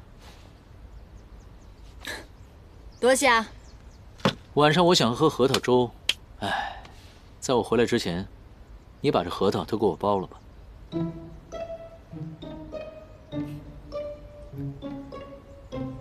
好的。你呢，也别想耍什么滑头，这门口有道禁足符，你出不去的。不是，咱俩到底有什么深仇大恨的？要如此虐待我？别忘了，你私藏我簪子的事情，我还没有跟你计较呢。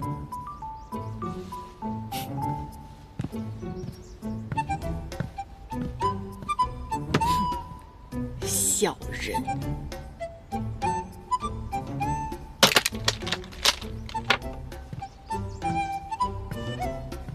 大师兄，山上的日子对姑娘来说太过清苦了，我做了碗甜汤，尝尝。多谢大师兄。啊，还是大师兄好啊。那个小日子过得还不错的义兄，成天就知道欺负我，把我关在这屋里当苦力，给他包核桃。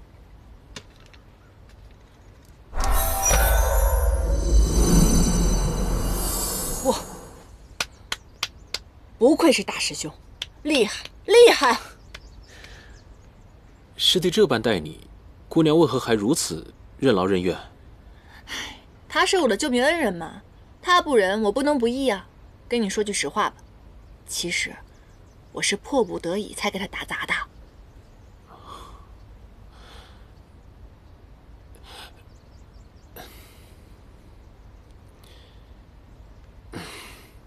严丹，其实第一次见你，我就对你一见倾心。经过几日相处，我越发明白自己的心意。以前你在这世上无依无靠，今后若是你嫁给我，我定会保护你、照顾你，不让任何人欺负你。哼，这么突然，你这不是跟我开玩笑呢吗？也是了，我是知道自己其实是比较有魅力的，可是此事，怕我义兄不会答应。唐周愿不愿意不重要，只要你同意就行。大师兄所言，我甚是感动。但是婚姻大事，我还是得跟我义兄说一下。虽然我父母早逝，可是我母亲曾经跟我说，女子在成亲之前，必须要核下对方的八字，看看是否合适。如果你要是不着急的话，能不能等我几天，我再给你答复？终身大事，谨慎一些也是应该的。那我去写八字。大师兄，这个我昨儿在后山守了一夜，这今早吧，每风一吹，索要镇的铃声就会响个不停。我这脑袋疼的呀，想补个回笼觉都不行。你看，要是可以的话，能不能先把这个法阵给我撤下来，让我补个回笼觉呢？这……没关系，没关系，为难就算了，算了。小事一桩，小事一桩，你好生休息。多谢大师兄了。还想跟我成亲，核桃都不给我包，就不是那个。哼。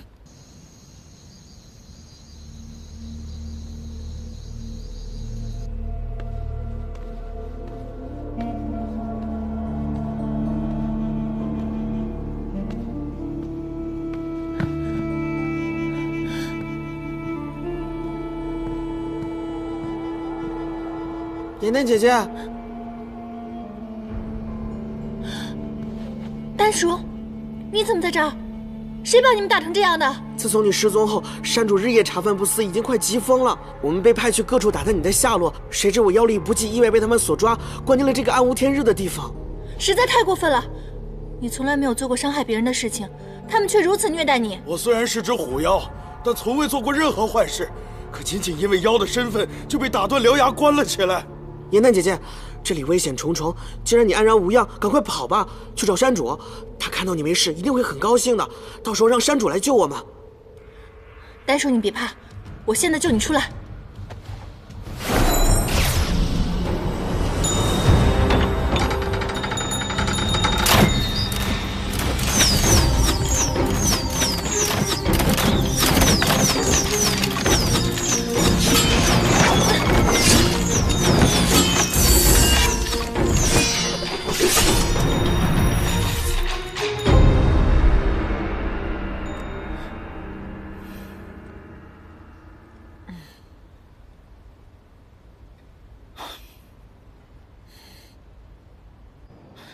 若不是我感应到了符咒被破，及时回来，你只怕就要被万箭穿心而死。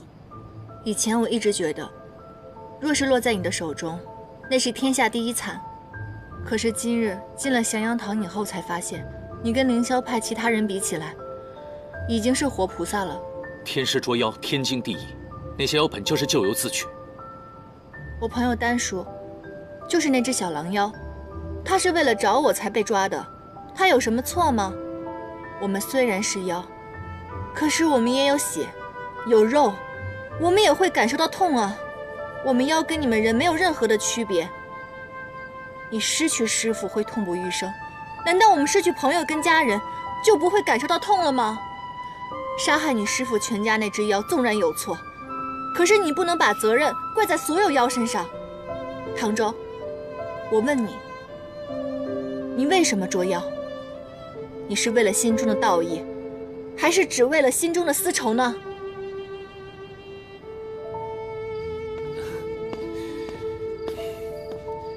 严丹姑娘，你在屋里吗？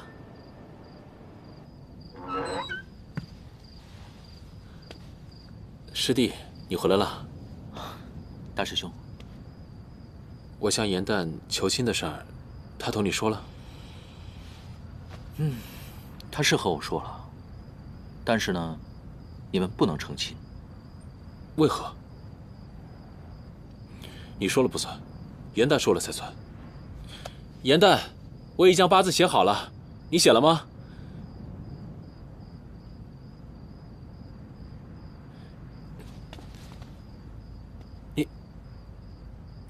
唐周，严旦不是你的亲妹妹，你如此拦我，是何意？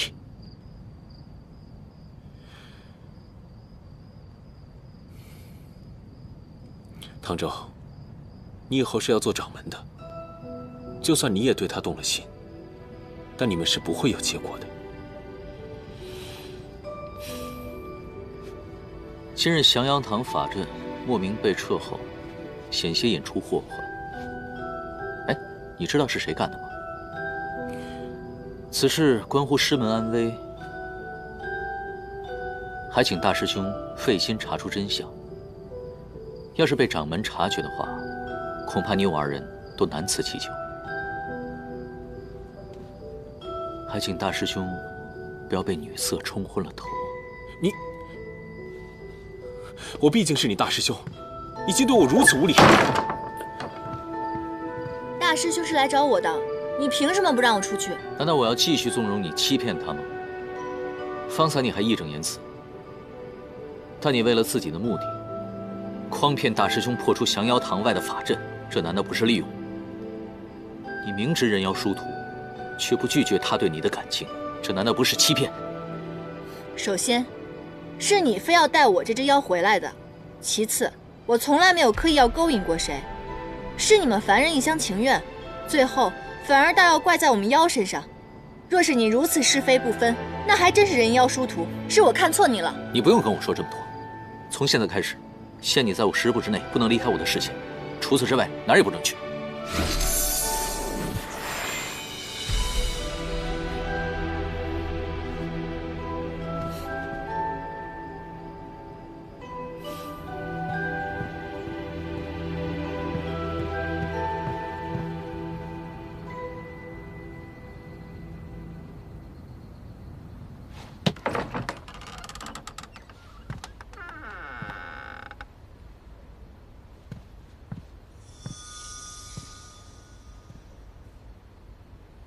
这里竟有捉妖的痕迹，为何他未将法器呈给掌门？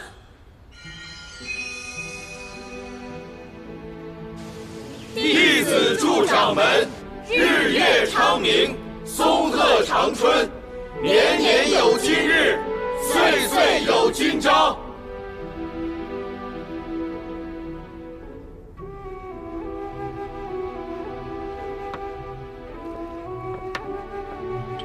今日借寿典之机，众弟子齐聚一堂，为师甚为欣慰。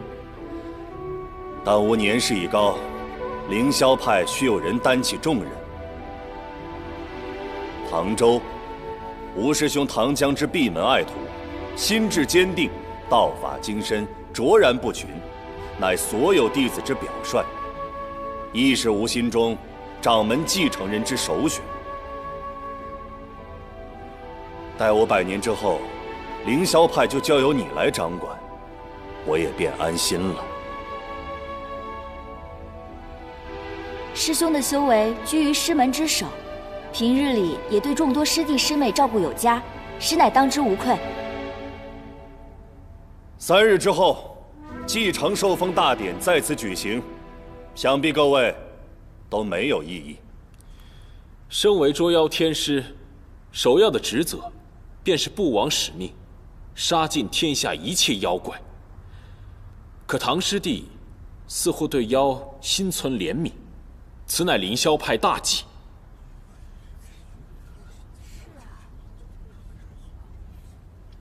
出师捉妖以来，我自认问心无愧。不知大师兄何出此言？唐周一向谨守职责，从未徇私，不知此话可有证据？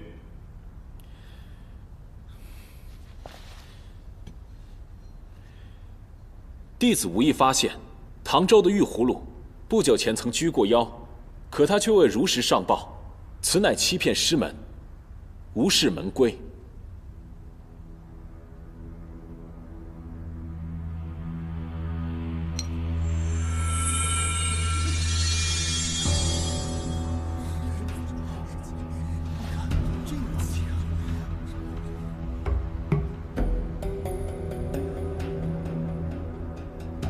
唐州，为何隐瞒不报？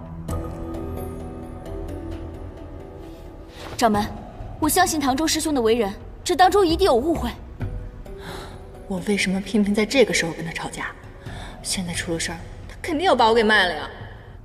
唐州，我凌霄派绝不允许有私放小妖、罔顾正义之举，你这样做太令吾失望了。你捉了那么多妖，为何偏偏放过这一只？看来这只妖对你来说十分重要。难道说，你与他们之间有什么见不得人的勾当？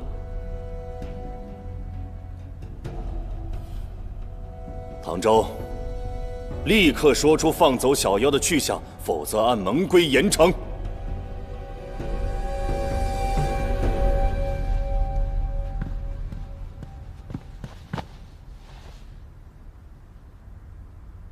掌门，弟子在游历中发现，人非全善，妖非尽恶，万事无绝对。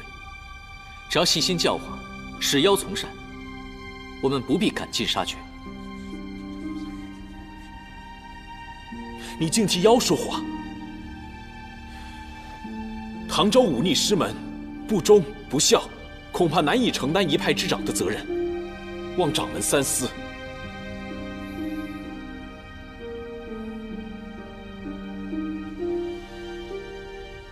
唐州，吾再给你一次机会，马上说出妖孽去向。掌门，那小妖本性善良，曾救我于危难之际，我也悉心教化。唐州敢以性命保证，此妖以后绝无害人之心。他竟会为我这只妖说话？妖不会害人？难道你忘了你的师父是怎么死的吗？对妖心慈手软，就是弃天下苍生的安危于不顾。你的所作所为，让他的在天之灵何以瞑目？